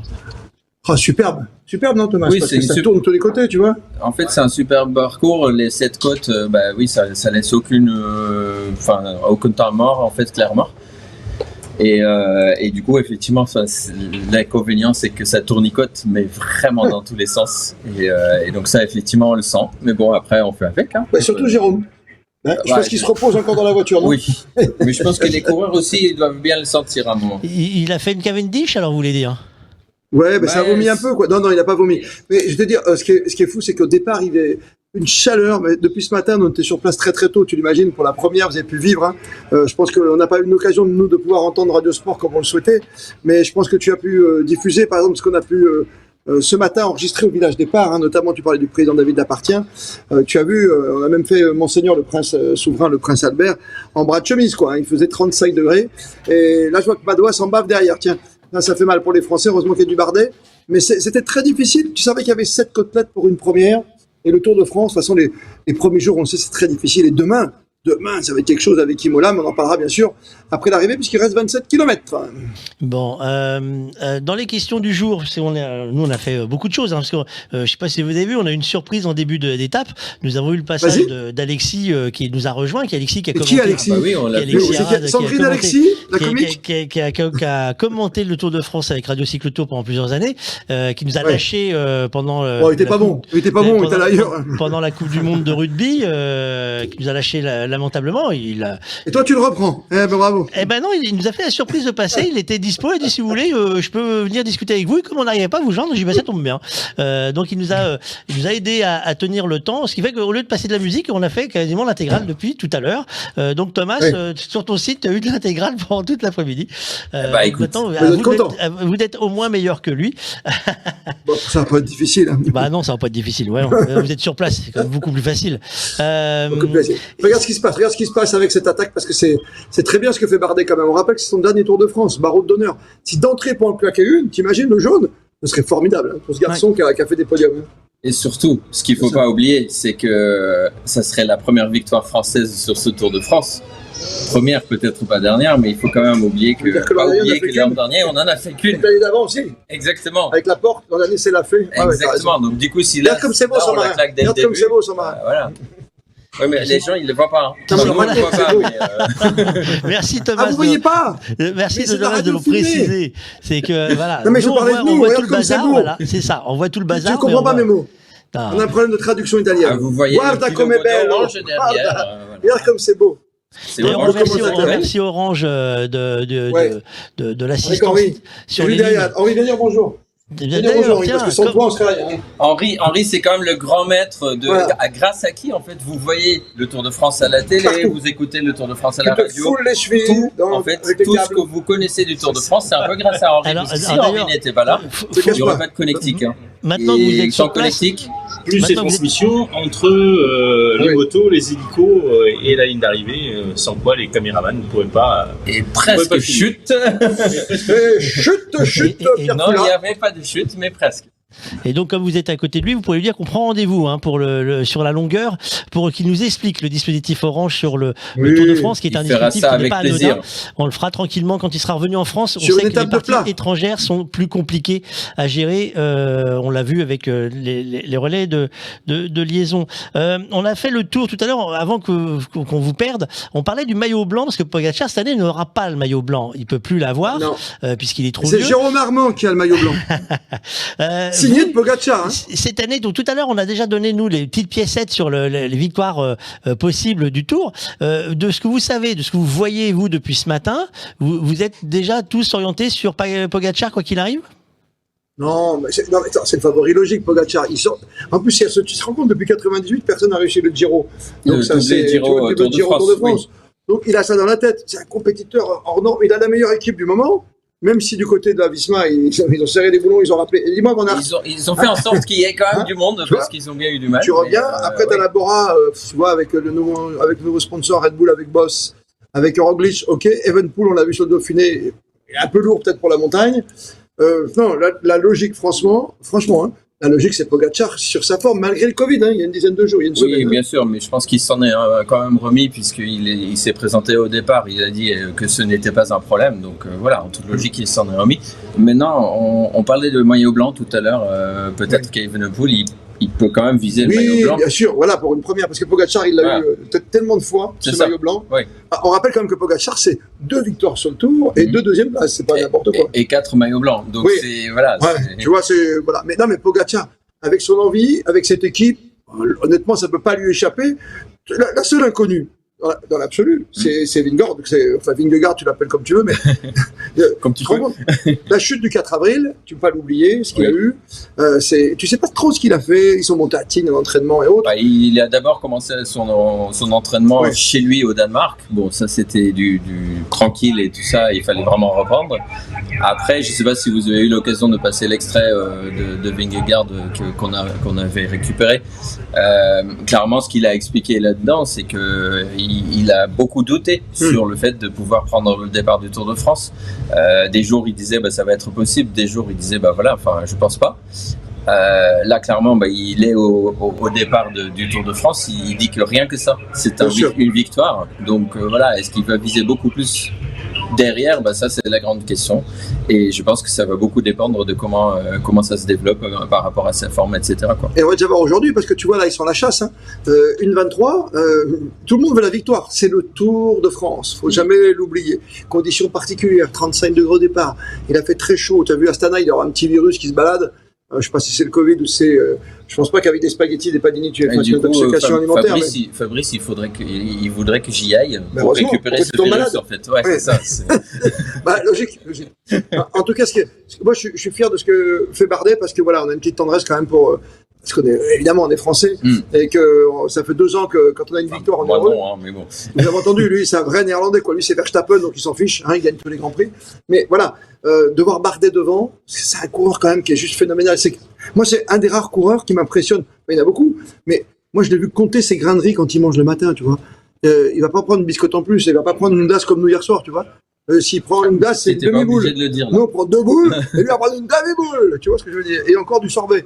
Mais non, c'est un type qui a, de toute sa vie, il a été vraiment focus sur ses objectifs. Et moi, je n'ai beaucoup parlé à l'époque, comme avec Warren Barguil ou avec Pierre Rolland. J'ai toujours souhaité que nos coureurs français, qui ont toujours été critiqués, notamment par Bernard Hinault et d'autres, à juste titre peut-être, à chaque fois on dit oui, les équipes, tu sais, les équipes étrangères, elles travaillent mieux que les autres. Et d'être sorti d'équipes françaises pour venir voir se frotter un peu comme c'est DSM ou autre, moi je trouve ça plutôt pas mal, comme Sunweb à l'époque pour Barguil, quoi. Et c'est bien de voir comme ça, non, Thomas? Oui, non, mais bien sûr. Après, ils sont 2 devant. C'est pas sûr qu'ils y arrivent. 21 km après 1 minute 30 à peu près. Voilà, il faut qu'ils restent devant parce que la course n'est pas gagnée et effectivement derrière, forcément, derrière aussi pour eux c'est le Tour de France et donc eux aussi ils ont envie de remporter cette première étape et de porter le premier maillot jaune. Ouais, parce que les 20 bandes qui restent pour les avoir faites en voiture il y a quelques instants, il y a un moment nous on n'a pas le droit de rouler depuis 70. Mais on se retenait. Aujourd'hui c'était long, tu vois le périph', voilà, donc c'est très grand. Très large, très droit pour et par endroit. Comme c'est tout droit jusqu'au bord de mer, il y a juste un virage à gauche.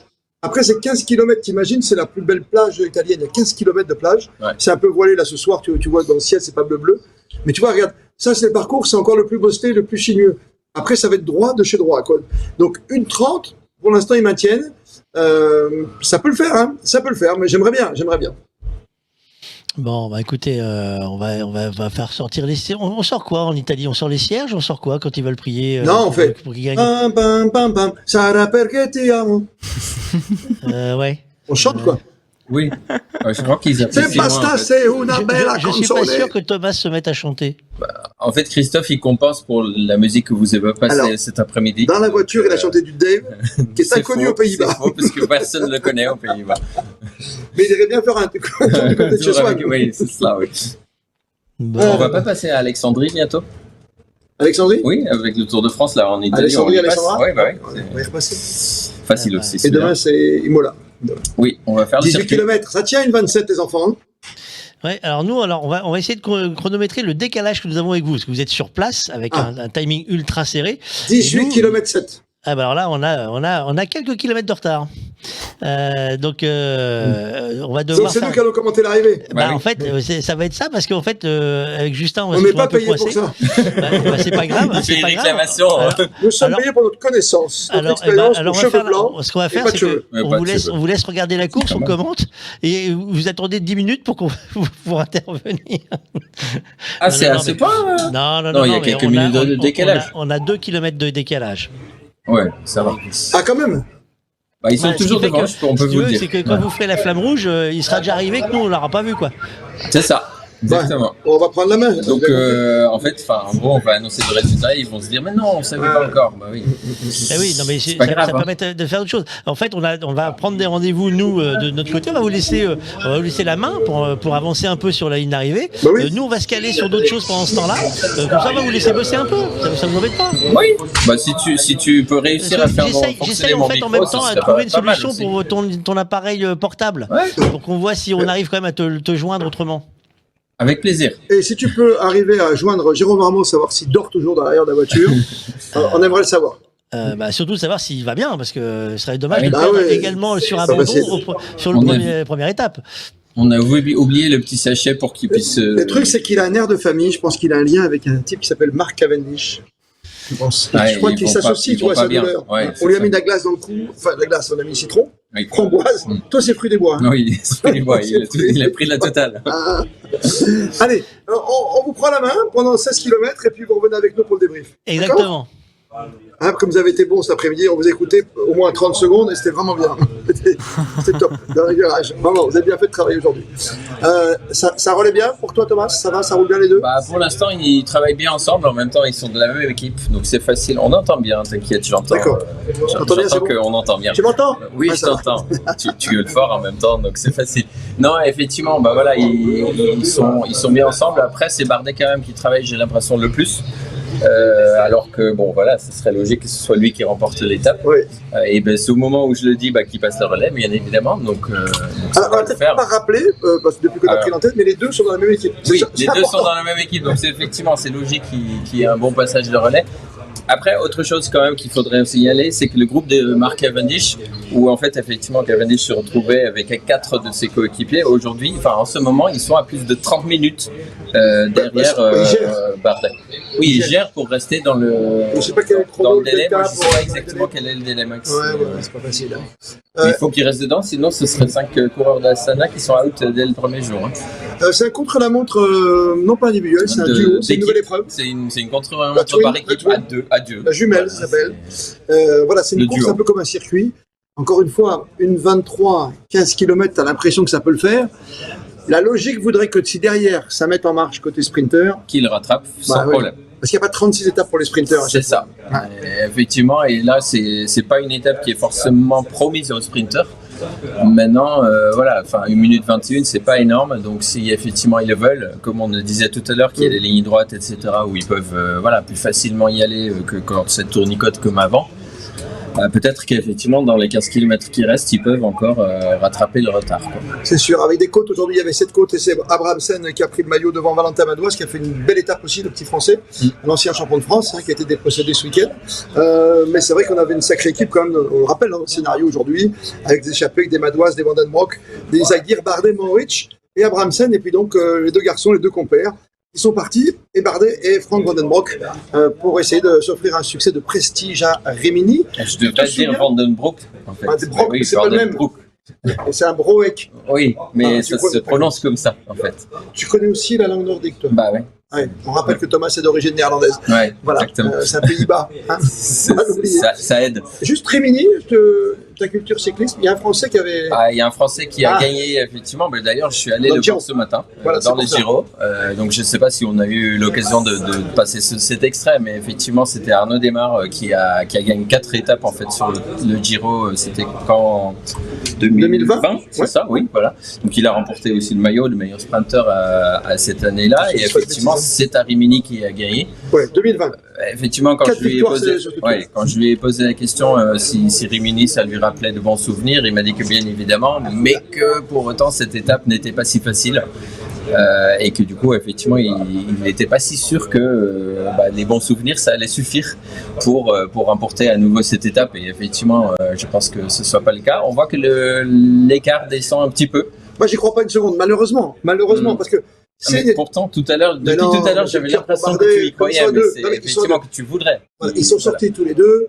Tu te dis, bon, ils étaient même 3 à un moment, tu vois, et puis il a lâché un peu. Et finalement, les deux, quand tu les vois sur leur vélo, ils se donnent, après dans l'oreillette. Le seul problème, c'est qu'il y a les oreillettes. Oui. Il n'y a pas de vent, de face. Ils entendent tout, enfin, ils savent tout à tout moment. Tu sais tout à tout moment. Après, on peut reparler peut-être du maillot de la couleur, non? De DSM Firmenich? Oui. Alors, en fait, c'est très fade, je trouve. Ah ouais. Donc, effectivement, c'est du blanc, du bleu et de l'orange. Alors, l'orange, c'est ma couleur préférée. Hein, Pays-Bas orange? Pays-Bas orange, effectivement, c'est ça, mais c'est même au-delà que c'est ma couleur préférée. D'ailleurs, tu vois un logo orange là, c'est aussi là où je travaille le reste de l'année. Donc, c'est bien de le dire. Voilà, c'est tout logique. Après, pour eux, c'est parce que c'est PostNL, en fait, qui est la poste néerlandaise, hein, qui a rejoint cette équipe cette année. Et qui, du coup, effectivement, a donné ses couleurs à l'équipe avec toujours les 2 traits, en fait, dans le dos. Je sais pas si tu le sais, mais depuis Sunweb, en fait, c'est les 2 traits qu'ils ont dans le dos, et en fait, ça, c'est le trait commun, on va dire, qu'il y a dans leur tenue. DSM, c'est ça? Exactement. En fait, Sunweb tient DSM pendant quelques années, puis DSM Firmenich. Alors, DSM Firmenich, c'est juste la même entreprise. C'est 2 entreprises qui ont fusionné. Et après, il y a PostNL qui est venu se rajouter en nouveau sponsor, et donc c'est pour ça que les 2 traits qui sont restés sont passés en couleur orange.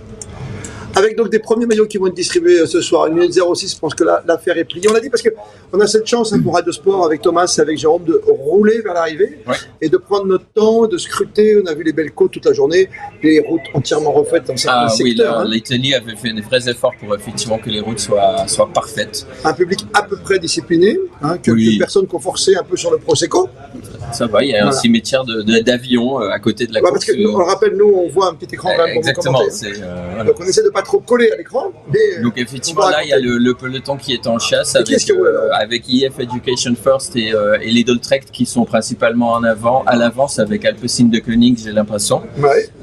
Donc voilà, c'est forcément des équipes qui ont des sprinters, hein, donc c'est pour ça qu'ils cherchent quand même à boucler, à réduire l'écart pour que justement ils puissent prendre potentiellement la victoire au sprint, et ça, ce serait effectivement pour eux l'idéal. Maintenant, c'est pas l'idéal pour tout le monde. Il y a l'équipe Visma Lease Bike qui ça veut dire que ça roule pour là forcément ça roule pour Wout Vous avez joué Wout? Alors moi j'avais joué Wout van Aert effectivement dans notre PPO. Toi tu as joué Mathieu Van Der Poel. J'ai bien fait, qui était à 25 minutes. Et tu risques pas de gagner aujourd'hui. Après moi je peux encore, mais c'est pas gagné non plus. Alors l'écart descend quand même toujours un petit peu. C'est descendu en dessous de la minute. Tu crois qu'ils vont 57 secondes maintenant. En fait, Toi, t'y on crois? sait jamais. Non, Ah non, mais c'est bien. 11 km et demi, personnellement, j'y crois plus. Maintenant, on a l'impression qu'eux, ils y croient toujours parce qu'ils continuent à se donner. Et en même temps, c'est logique. Il faut jamais abandonner avant d'avoir perdu, quoi.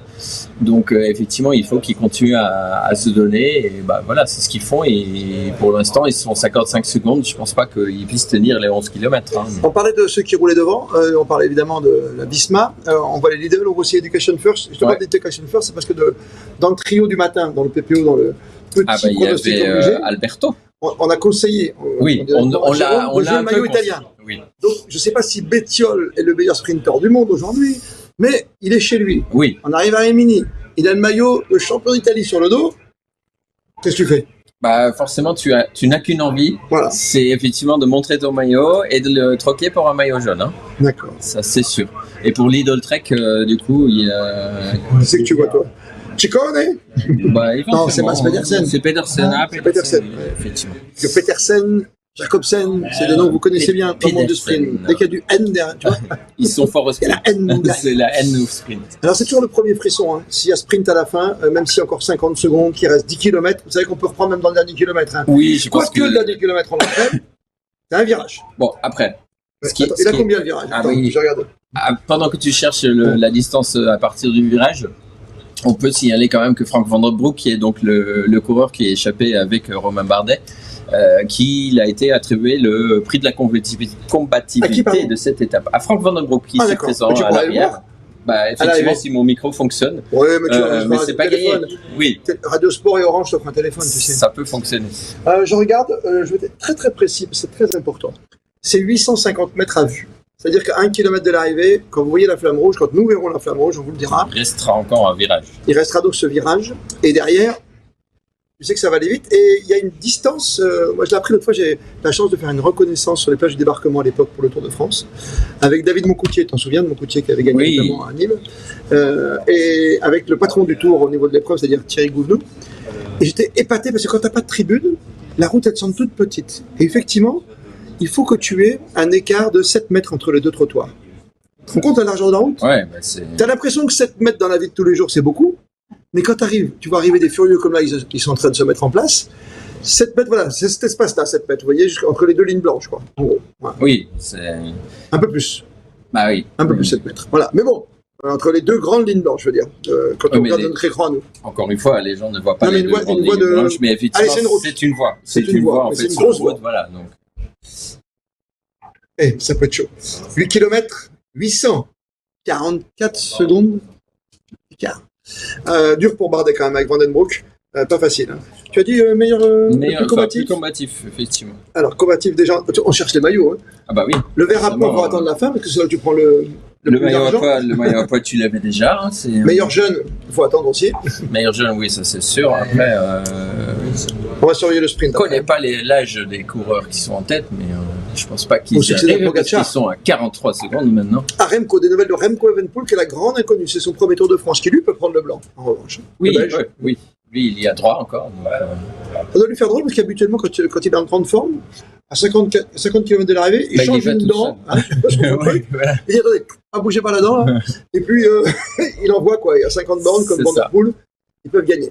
Alors, ça roule beaucoup quand même pour Van Aert. Hein. Ça roule beaucoup, effectivement. Et il n'y en a qu'un. Ouais, ils sont deux de Visma qui sont parmi les premiers à rouler. Et la porte distancée, c'est important parce que c'est un bon poisson pilote habituellement. Oui, et justement, quand on parle de bien rouler, c'est que la tête de la course, alors les vitesses sont pas si simples. Hein. C'est qu'aujourd'hui, la tête de la course c'est à 51 à l'heure. Ça dépend du vent. Tout à l'heure, le peloton était à 56, donc ce qui explique effectivement que l'écart se réduit vite. Après, il va y avoir un petit vin, mais pas tant que ça, je pense. Hein, parce que nous, on l'a pas senti. Pas trop, mais on n'a pas eu beaucoup de temps non plus. Voilà. Non. Après, donc, il reste 7 km et demi avec 38 secondes d'avance pour les deux coureurs en tête. Donc toi, tu as joué Van Aert, on le rappelle. Oui. Jérôme lui a joué un petit Bettiol parce qu'on est en Italie. Oui. On peut voir un petit Ciccone. lui a dit. Moi, Van Der Poel, j'oublie. Mais après, moi, j'ai joué les points, tu sais, au classement des pronostics de tous les journalistes. Oui. Donc, j'ai mis les 3. Donc, moi, j'ai mis Van oublié Aert, de jouer, d'ailleurs. Pogacar et Van Der Poel. Comme ça, je joue le placé, tu vois, un peu comme une course. Oui. Tu vas au PMU, tu vas jouer. Oui. C'est comme les bateaux. Les bateaux si j'ai le deuxième bien placé, c'est déjà des points. Si j'ai Pogacar 3e, ça me fait des points. C'est vrai. Ouais. J'oublie mon Van Der Poel, je m'en veux. Bah oui, mais bon, c'est pas grave, c'était le premier jour, tu auras d'autres chances encore. Ouais, parce qu'après, il va se mettre entièrement au service, tu vois, de Philipsen, donc... Tout à fait. Voilà. J'espère. Jasper. The winner maintenant. Jasper the winner. Disaster. C'est plus Jasper Disaster, c'est Jasper the winner. C'est fou, hein, ça. Ah bah oui. Ça lui a fait du bien, cette émission de télé sur Netflix, hein, bien sûr. Bah tu m'étonnes.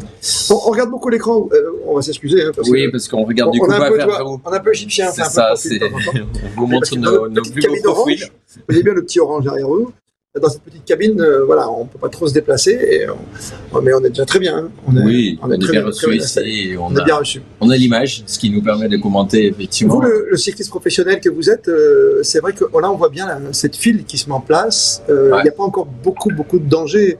Le danger va venir dans les 2 derniers kilomètres, on voit qu'on se déleste, hein, qu'on jette tout ce qui reste sur le vélo. Effectivement, tout le monde jette tout. Après, il y a les équipes qui se sont positionnées, comme je disais tout à l'heure. Il y a IF, Visma Lease Bike et Lidl Trek. Il y a la Ineos aussi qui est en train de se positionner juste derrière. Donc voilà, on va voir ce que ça va donner. S'ils reprennent donc les 2 coureurs à l'avance, ils ont plus que 34 secondes à 6 km de l'arrivée. Donc on va voir ce que ça va donner. On va voir un petit Sam Bennett aussi, parce qu'on sait qu'à G2R, par exemple, c'est l'équipe en forme du moment. Ouais, après, j'ai pas vu de décathlon à G2R en tête du peloton. Donc voilà, peut-être qu'ils attendent à ce que ça se regroupe. Mais, après, il se peut qu'ils soient avec certains attardés, parce que malheureusement, on n'a pas pu suivre toute la course comme on le souhaitait. Donc, pas toutes les infos. On est arrivé il y a quelques instants, vous le savez, sur Radio Sport, que la liaison était très perturbée autour de Rimini, en passant par Saint-Marin. Donc, nous sommes sur le final de la course. Et on est avec vous, bien sûr, pour vous raconter tout ce qui se passe sur ce final. Si vous n'avez pas d'image, si vous êtes sur votre site en ce moment, et autrement, vous savez, hein, dans la foulée, on débriefera avec toute l'équipe de Radio Sport. Les Lidl, ils ont envie, hein, ils sont bien en place. Ils sont bien placés, effectivement. Ouais. Et les Visma Lease Bike, ils ne sont pas nombreux, hein, il n'y en a que 2. Donc voilà, si c'est pour Wout van Aert, il faut effectivement tout donner. Après, ils font quand même le tempo en tête du peloton. Il y a un barbu dans l'équipe qui est facile à reconnaître, donc c'est Julien Bernard côté Blédron. Oui. Parce qu'on en voit 3 là aux avant-postes, il y en a un 4e derrière. Donc si vous voyez un barbu, c'est le fils de l'ancien champion Jean-François Bernard, qui a tout fait pour gagner le championnat de France, mais qui était battu. Qui n'a pas réussi. Oh là là. Vous avez rencontré le nouveau champion de France? Ah bah oui, tout à fait. Et j'ai vu le Paul Lapera ce matin. Donc effectivement, lui, il Lapera, ça a tourné. Il la paiera peut-être plus tard, effectivement. Oui, mais il a gagné, mais on n'y était pas. Donc voilà, donc, on peut lui demander s'il la paiera quand il gagne une étape sur le Tour de France. Effectivement, bah voilà, en tant que champion champion de France, forcément le prendre le départ du Tour de France, c'est quelque chose de spécial. Hein. Bien sûr. Voilà, donc il était content d'y être. Maintenant, il était aussi pressé de revenir dans son bus parce qu'il faisait tellement chaud ce matin au départ. Que voilà, il voulait retourner au frais et à la clim. 35 secondes, on vous tient au courant de tout ce qui se passe sur la route du Tour, sur Radio Cyclotour 2024. Avec, c'est vrai Thomas, on se pose beaucoup de questions sur le duo qui est là. Est-ce qu'il est encore à fond? Est-ce qu'il est à plus de 50 km? Oui. Est-ce que derrière ça revient plus vite? Logiquement, on le rappelle, un groupe de 50-60 personnes va plus vite que 2 coureurs. Sauf quand il y avait des Yann Ras à l'époque. Puisqu'il y a l'aspiration, effectivement. Donc, tu peux ça peut les aider. Alors là, ils sont à 4 km à l'arrivée avec toujours 35 secondes d'avance. Ah, maintenant, quand on regarde en arrière, hein, tout à l'heure, c'était plus d'1 minute et c'était à peu près à cette distance en x2. Donc, on voit le visage de Romain Bardet qui est très marqué. Limite. Ouais. Dès qu'ils commencent à vraiment les avoir en vue, forcément, ils vont tout donner pour les rattraper, quoi. C'est le dernier Tour de France, Romain Bardet, il ne faut pas l'oublier, c'est une belle histoire aussi qui se termine. On a vu Cavendish tout à l'heure, on a espéré croiser les doigts parce qu'il est en quête d'un superbe record, celui des Dimers, c'est 35 victoires d'étape, il est bloqué à 34. Il avait dit qu'il arrêtait l'an dernier, il est revenu avec l'équipe Astana pour s'offrir peut-être un dernier accessible, mais ce ne sera pas simple parce que devant, les jeunes font la loi aujourd'hui sur le Tour de France. On a vu que des maillots blancs qui gagnent le Tour de France depuis Egan Bernal, tout à fait. Vingord ou... Oui, non, c'est vrai qu'aujourd'hui, c'est plutôt les jeunes qui s'imposent, alors qu'avant, on avait plus l'habitude qu'effectivement un coureur il se développait et qu'il fallait en fait quelques années avant qu'un coureur commence à s'imposer sur des grandes courses. Aujourd'hui, effectivement, on a les petits jeunes, tout de suite ils arrivent et ils s'imposent sur le Tour de France, quoi. Donc, regardez, nous on a l'image, pour vous dire c'est très simple, vous avez 2 coureurs qui sont roue dans roue. La même équipe, on le rappelle, hein, pour Van den Broek et pour Romain Bardet qui mène gros train, gros braquet à 3 km de l'arrivée. Et en 1 km, ils ont perdu 15 secondes. 15. Donc si tu perds 15 secondes, Ah, il reste et plus que 20 30, secondes. Donc, il faut se faire doubler sur la ligne d'arrivée. C'est ça. Vous voyez comme je compte bien? Ah oui, tu comptes bien. J'ai fait option maths. Et c'est bien, Ah, c'est bien. T'as eu des bonnes notes, je sais. Ça me trouble toujours dans le vélo, c'est qu'avec l'oreillette, ils savent exactement à quel moment appuyer. Et la logique voudrait qu'ils soient déplacés dans la dernière ligne droite. C'est ça. Au niveau comptable, hein, comptabilité au niveau Oui, voilà, mais- avance, ils peuvent se retrouver. En fait, c'est ça, c'est que ceux qui sont derrière, ils font tout pour les rattraper, mais Ouais. ils vont pas non plus trop donner. Parce que justement, aujourd'hui, ils savent combien ils doivent donner pour les rattraper. Donc, effectivement, pourquoi se fatiguer plus? Et donc, effectivement, là, il reste 16 secondes à 2,4 km à l'arrivée. Bah, c'est plié. Enfin, je veux dire, ils vont être repris. Et du coup, effectivement, bah, on aura les équipes, je pense effectivement à Lidl Trek, Visma, IF qui vont se battre pour la victoire. Mais regardez bien la Visma, vous avez raison. Alors, j'ai pas vu en Art où il était, mais ils vont se mettre en place à 2 km de l'arrivée. Je pense que après le rond-point, ils savent qu'il y a encore une petite ligne droite et un virage. Il faut que ça remonte derrière, parce que je sais pas ce que fait le Visma tout seul devant, mais bon. Bah, là, il est un peu perdu. Peut-être qu'il va prendre la victoire lui-même. Ce serait. Et la porte, on le rappelle, C'est n'est pas là. original. Hein. Et il était détaché, malheureusement, comme Van Der Poel pour la victoire finale. 13 secondes, 1 km 9, c'est terrible pour Bardet, son copain Van Den Broek. On se retourne. Et en plus, ils les voient derrière eux Alors qu'il maintenant. faut pas se retourner. Et donc, ça veut dire que les autres. Alors, eux, il faut pas qu'ils se retournent. Parce Et que, Bardet vient de dire, effectivement, Bardet vient de va dire à faire un l'oreille, coup à la morale. vas-y, jusqu'au bout. Et après, bah, derrière, forcément, ils les voient aussi. Donc là, c'est encore plus simple de les rattraper parce qu'ils savent, ils ont l'objectif en vue. Et donc là, vraiment, 1,7 km, 12 secondes, c'est une mission impossible. Mission impossible. Pourtant, quand tu regardes un chrono, tu te dis 1 km 6, 11 secondes, ça peut le faire, mon Thomas, ça peut le faire. Si on continue et tout ça et qu'on reste avec la même vitesse. 72 km/h. Oui, alors là, c'était une petite descente quand même qui a fait ça. Allez, 2 virages encore. Là, il faut relancer. Ils sont effectivement aussi bien à la tête de la course, autour de 55 et derrière. Attention, on va plus derrière. Attention au virage derrière, ça peut tomber aussi. Le virage, effectivement, en groupe, c'est plus compliqué qu'avec les deux seulement à l'avance, mais ça a l'air de bien se passer, il n'y a pas de chute. Donc voilà. Il reste 1 km et toujours en 11 secondes d'ailleurs, ça n'a pas descendu. Flamme rouge, dernier kilomètre, nous venons de l'apercevoir, nous ici pour vous, sur Radio Sport. Et là, on va rentrer sur la dernière ligne droite. Et là, c'est 750 mètres. Vont-ils tenir?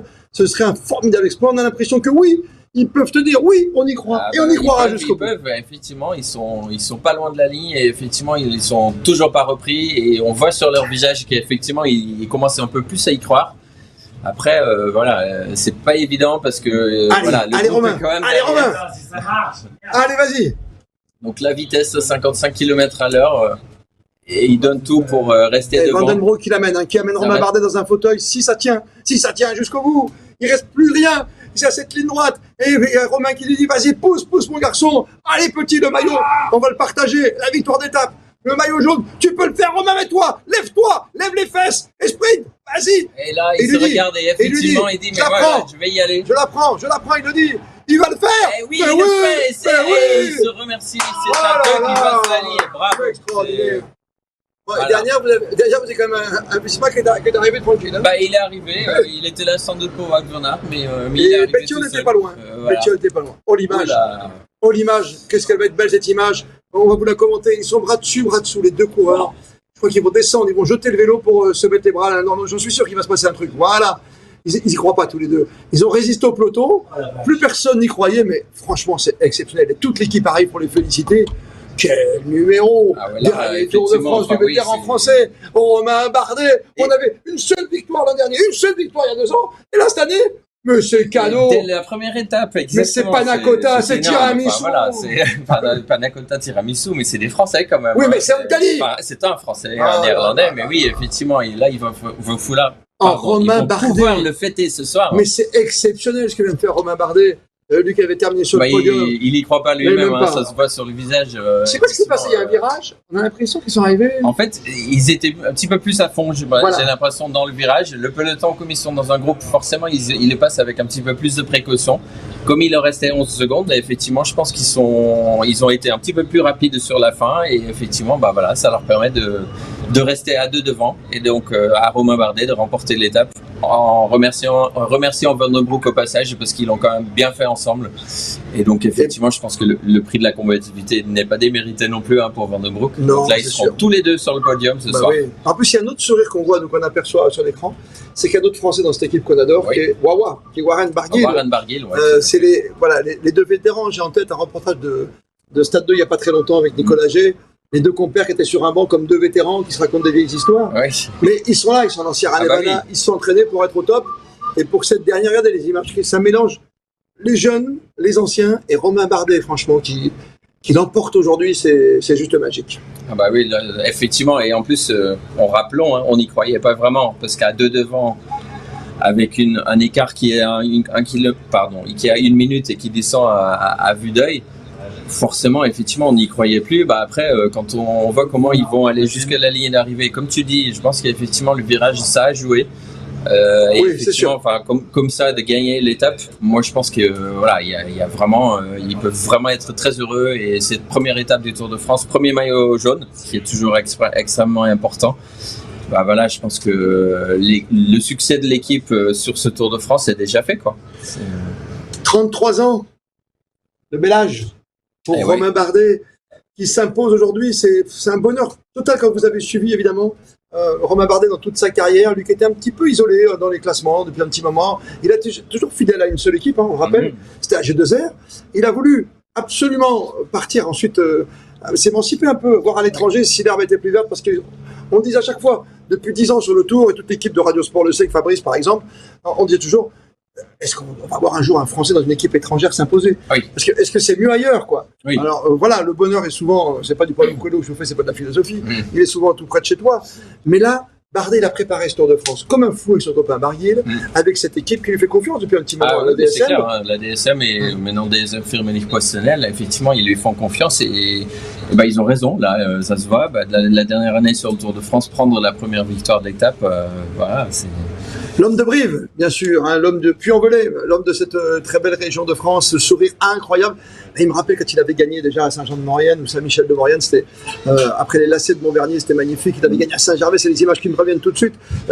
Bardet, c'est quand même 3 victoires sur le Tour de France déjà. C'est également un succès au Tour d'Espagne, mais voilà, il avait gagné même le Tour de meilleur grimpeur. On voit ça. Regardez le classement. On va regarder le classement. Exactement, le coureur de Visma Lezevac qui était donc tout seul devant. C'était bien Van Aert. C'était pour vous embêter, hein, bien sûr. Et qui est quatrième? Et donc effectivement, ils arrivent à 5 secondes. Et les quatrièmes, alors, est-ce qu'on s'y attend, est-ce qu'on s'y attend pas? C'est Tadej Pogacar qui fait 4e. Et on retrouve Evenepoel, ça veut dire qu'il faut toujours sprinter quand on est un leader, vous le savez, dans les derniers hectomètres.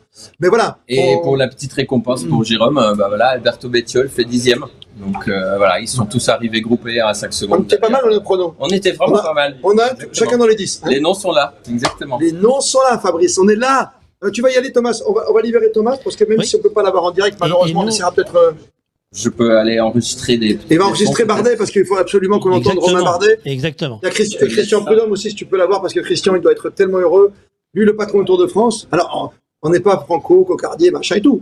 Mais on est quand même en France. On était sevré de victoire, on le rappelle, l'an dernier. On avait Victor Lafay. Il y a 2 ans, la Porte, c'était quasiment, je crois, l'avant-dernière. C'était l'avant-dernière, c'est ça. Donc, tu vois, on n'y croyait plus. Fabrice, démarrer le Tour chez nos voisins italiens et s'imposer aujourd'hui, comme l'avait fait un certain Démar en 2020 sur le Giro, avec son maillot cyclamen. Là, Romain Bardet qui annonce avant le Tour qu'il prend sa retraite, qui est là, qui sait ce que c'est qu'une victoire dans le Tour de France, c'est sa 4e. Hein. Donc voilà, et qui a terminé sur le podium par 2 fois. C'est juste exceptionnel, quoi. Oui. On est franchement, si ça dure comme ça pendant 3 semaines, je re-signe. Là, on est tous heureux. Et Bardet doit être au téléphone avec papa-maman, parce que papa, je me souviens de lui, j'étais avec un ancien président, Nicolas Sarkozy, et le papa a l'air d'arriver à Saint-Jean-de-Maurienne. C'est un des plus beaux moments, parce qu'il y avait les lacets de Montvernier, je ne sais pas si tu te souviens. Si tu aimes les images de montagne, c'est un endroit assez exceptionnel. Ça nous fait victoire d'étape quand même pour Bardet et maillot jaune. Il va y avoir du protocole, messieurs. Exactement. Nous avons un invité, alors je vais voir s'il est toujours connecté, pour pouvoir également donner son avis. Il court, figure-toi que c'est un amateur qui court des courses, tu sais, de longue distance, comme l'Ardéchoise, ou des trucs où ils font 9 heures de marathon vélo. Ah oui, c'est un amateur sortir éclairé. de sa zone de confort. Et il s'entraîne avec des gens que vous avez filmé ce matin. Il roule avec des professionnels. On va voir s'il m'entend parce que du coup, je vois son image est figée, donc j'ai peur qu'on l'ait perdu. Julien, est-ce que Julien est avec nous? Bonne question. Julien, est-ce que tu m'entends par hasard? Hein? J'ai l'impression que je l'ai perdu, Julien. C'est pas grave, on va essayer de le retrouver tout à l'heure. Parce que Julien Sevigné est un amateur éclairé. Il court, mais il fait du vélo, si tu veux, comme toi, tu fais de la radio. Tu vois, c'est quelqu'un qui il rigole pas quand il fait un marathon. Dur, quoi. Toi, il est dans le dur. Toi, tu fais le marathon de la radio avec 10 heures. Lui, il fait des marathons vélo, il fait 9h50, tu vois. Et en plus, il gagne. Il fait l'Ardéchoise. Lui, il part pas se balader. Lui, quand il fait la pause déjeuner, toi, il va faire 200 bornes en vélo. Tu vois, c'est des gars. On appelle ça, nous, chez nous, des malades. On va lui demander d'ailleurs. On va lui demander. Julien, bonsoir Julien, comment ça va? Oui, bonsoir. Très bien. Vous m'entendez bien? Oui, parfait. Je disais à l'instant, tu es un coureur éclairé amateur, mais c'est quoi la différence entre ce que tu fais toi aujourd'hui et les pros qu'on a sur la route de la course aujourd'hui? Oula, beaucoup. On se rend pas forcément compte parce que de prime abord, on fait la même chose. On fait du vélo, c'est des efforts durs pour tout le monde, sauf que eux, c'est 5 heures d'effort ou en termes de watts, ils sont peut-être à 15-20% au-dessus. Donc il y a vraiment un niveau qui est très différent et il y a des grosses marches entre eux et les amateurs avec un niveau correct. Et tu le ressens parce que mes petits doigts m'ont dit que tu courais avec eux, tu roulais avec eux régulièrement, avec des professionnels qui font le Tour de France. C'est quoi? Tu le sens quand tu roules avec eux qu'il y a une vraie différence ou pas tant que ça? Ou alors c'est parce qu'ils n'envoient pas les watts? Non, quand ils sont avec moi, ils sont gentils. Non, quand on est à l'entraînement, c'est de l'entraînement, donc c'est souvent de l'endurance fondamentale. Donc moi je suis bien plus occupé qu'eux, mais sur 4-5 heures, quand ils font pas d'intensité, quand je fais les stages ou autres, normalement ça passe un peu. Avec l'âge, ça devient difficile. Mais par exemple, Romain Bardet, on avait roulé ensemble il y a 3-4 ans à Lyon, on avait fait 5-6 heures. Bon, on était parti à 30, on était rentré à 4-5 et j'étais là. Mais t'étais là? Ouais, j'étais encore là. T'as vu sur le Tour de France cette année, tu as regardé un petit peu l'étape, tu as surtout vu le programme qui est annoncé, démarrer par 3 étapes comme ça italiennes qui nous font monter très très vite, non seulement dans les watts mais en hauteur. Tu le vois comment ce Tour de France? Déjà, j'ai trouvé qu'à la différence des premières étapes qu'on avait pu voir sur d'autres tours, on avait une étape nerveuse parce que tout le monde était concentré, mais pas nerveuse au sens chute, au sens gestion. J'ai trouvé que c'était une étape qui paraissait, alors je peux me tromper, moins dangereuse en tout cas de prime abord que ce qu'on avait comme habitude. Et c'est sûr que ça veut dire qu'un coureur qui joue le général, il peut pas être en pic de forme dans 3 semaines. Il faut qu'il soit quand même déjà bien en forme pour pouvoir pas perdre trop de temps en général. Parce que quand on regarde le peloton, il y avait pas beaucoup de monde dans le peloton d'arrivée tout à l'heure. Ouais, mais il y avait les meilleurs. Il y avait tous les meilleurs. Il y a pas eu d'incident. Après, c'est incroyable. Ouais, après, alors je veux pas dire de bêtises, mais je crois quand même qu'il y a Godu et Martinez qui ont déjà, qui sont derrière. Ouais. Qui sont derrière, et ça c'était quand même un peu étonnant. Je me permets parce que c'est important d'avoir ton avis, parce que nous on commande, tu sais, sur Radio Sport, on a la chance d'avoir des images, alors que voilà.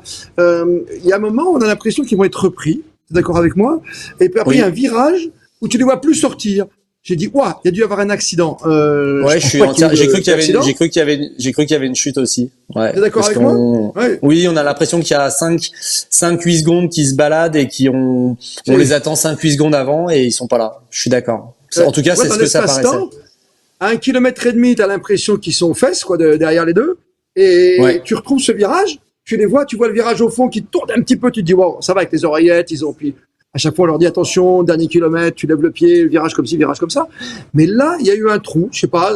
Et quand tu les vois ressortir, tu te dis ah ben mince, ils vont gagner. Alors que depuis le début, on se dit, on a tellement vu le scénario 1000 fois. Tu te dis bon, allez, les mecs, ils roulent, ils sont à 70 km/h, ils vont les prendre juste après la lanterne rouge, après la flamme rouge, pardon. Tu vois ce que je veux dire? Ouais, entièrement d'accord. Après, j'ai vu qu'il y avait Julien Bernard qui roulait, qui s'entend très bien avec Romain Bardet. Alors, je sais pas s'il était complètement à fond, je sais pas. Je veux pas faire de présomption, mais Pourtant, ils étaient quand même tous bien occupés, mais chapeau. Et je pense que le petit chez DSM dont j'ai mangé le nom, c'est pas n'importe. Ouais, Van Den Broek, c'est pas n'importe quel coureur parce que je pense qu'il était très frais et très costaud. Et t'as vu l'image, hein, ça a dû vous plaire vous aussi en studio à Paris, quoi. C'est cette façon de se parler. Tu vois, moi j'ai envie de jeter toutes ces oreillettes parce que les deux ils peuvent se parler, c'est des grands garçons, ils sont pas couillons, quoi. Tu vois, l'autre il lui dit. Moi je suis pas forcément favorable pour les oreillettes, alors. Je trouve que les oreillettes elles sont bien si c'est Radio Tour qui parle pour donner des informations sur les accidents ou des choses comme ça. En revanche, si c'est pour dire 10 watts de plus, 15 watts de plus, faut que tu manges, faut que tu fasses ci, faut que tu fasses ça. Quoi. C'est pas des robots, hein. Je pense qu'ils. Ouais, alors tiens. Tu parles de robots. Fabrice, pardon de prendre la main 2 secondes, je suis vraiment désolé parce que tu vois. Parce que je suis tellement content pour Romain Bardet, tu peux pas t'imaginer, c'est un garçon que, grâce à tous les Tours de France que j'ai pu couvrir, j'ai vu son papa le couver et autres.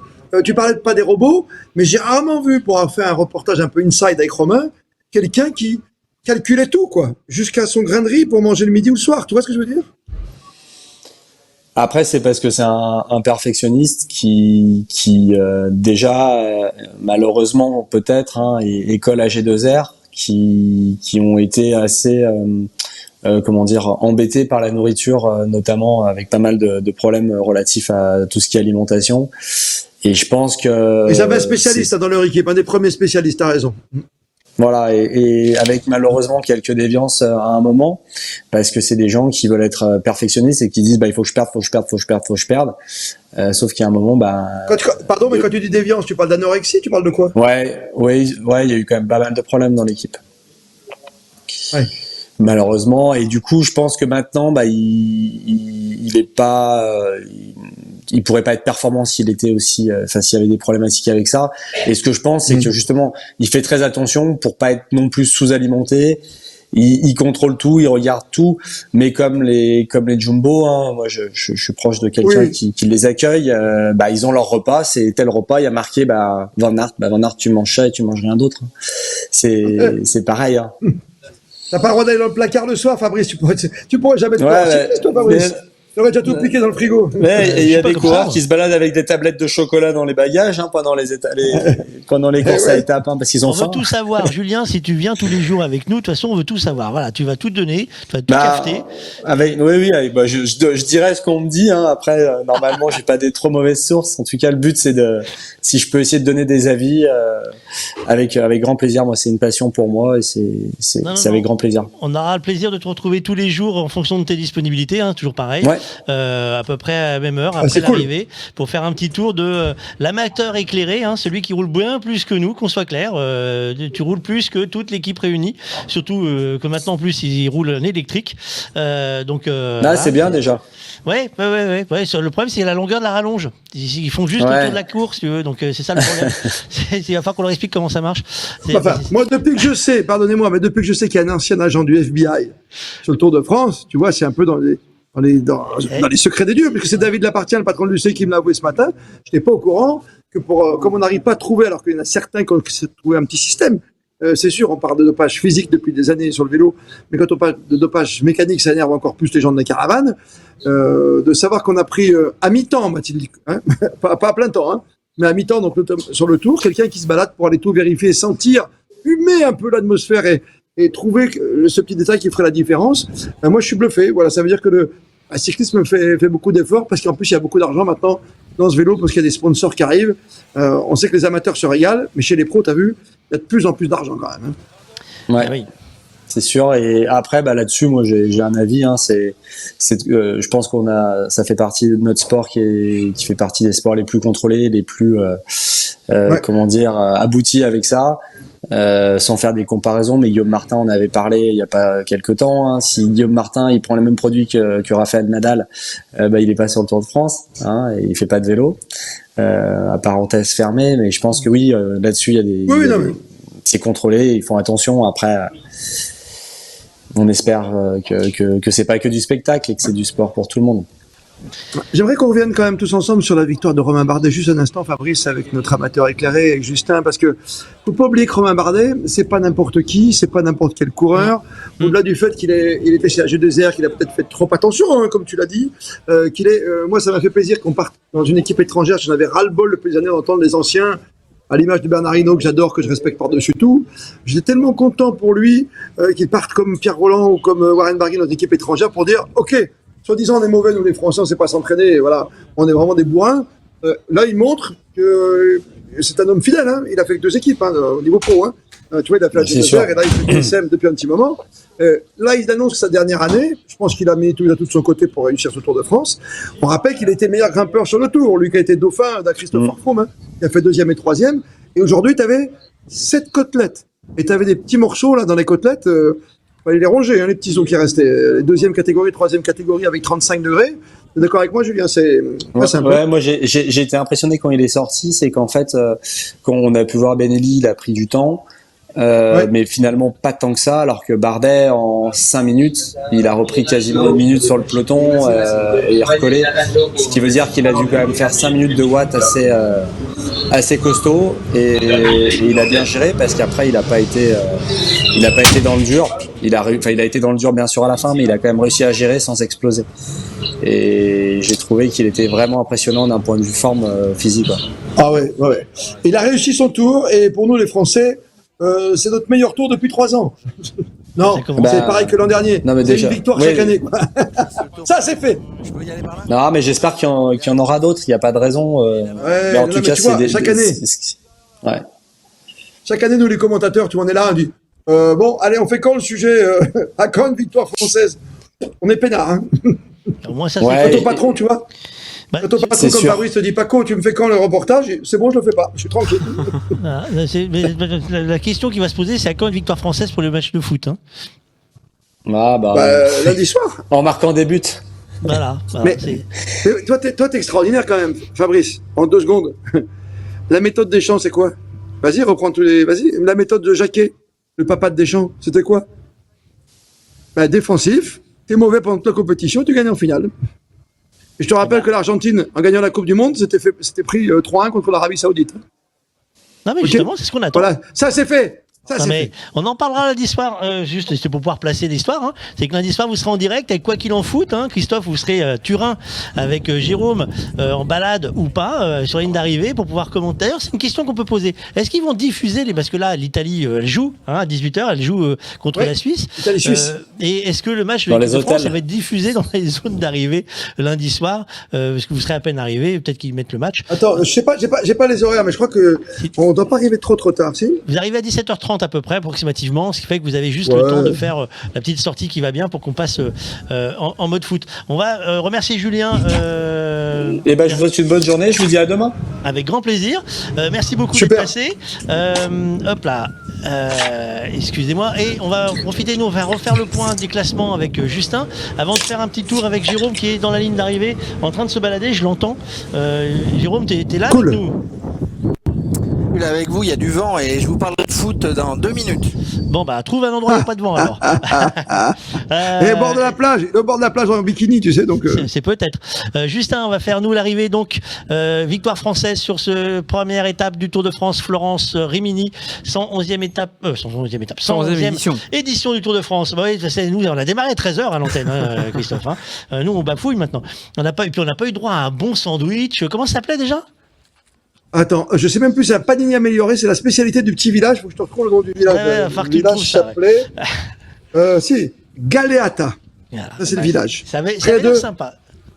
Santa Sofia. Ça avait l'air sympa. Sainte-Sophie. On fait le point sur l'arrivée, donc un Français qui gagne, et ça fait du bien. Et oui, ça fait vraiment du bien. Ça fait longtemps. Ça fait depuis la victoire de Julien Alaphilippe sur la première étape à Brest en 2021 qu'un Français n'avait plus porté le maillot jaune après la première étape. Alors Romain Bardet, il gagne l'étape et donc il porte le maillot jaune. Il portera le maillot jaune demain devant son coéquipier Frank Van Den Broek et Wout van Aert au classement général. Tadej Pogačar est 4e, Maxime Van Gils 5e. Au niveau des autres classements annexes, Frank Van Den Broek n'a pas gagné l'étape mais portera le maillot vert demain avec 33 points. Du côté du classement du maillot à pois, ça n'a pas bougé. C'est Jonas Abrahamsen qui portera le maillot demain, et du côté du maillot blanc, Frank Van Den Broek est aussi le leader au classement général, mais par procuration c'est Maxime Van Gils qui le portera demain, et donc la DSM Firmenich, l'équipe de Romain Bardet, est donc la meilleure équipe à l'issue de cette première étape. Alors, on va retrouver notre Tintin qui est descendu de sa voiture, Jérôme. Toujours là, Jérôme? Ah non, on n'a pas vu Jérôme, non? Ouais. Bon, bah, écoute, juste, j'aimerais qu'on rappelle un peu le palmarès de Romain Bardet. Vas-y, Christophe.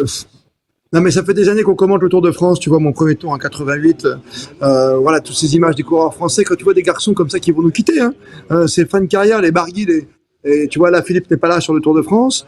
T'as les petits jeunes qui arrivent, hein, on s'inquiète pas du tout pour le cyclisme français, parce que quand tu vois que quand on a très envie, que ça dépend des circonstances de course. Là, franchement, pour en avoir vécu des arrivées, je pensais que les deux duettistes allaient se faire reprendre. Et comme avec Julien, on a cette doute, il faudrait qu'on revoie les images.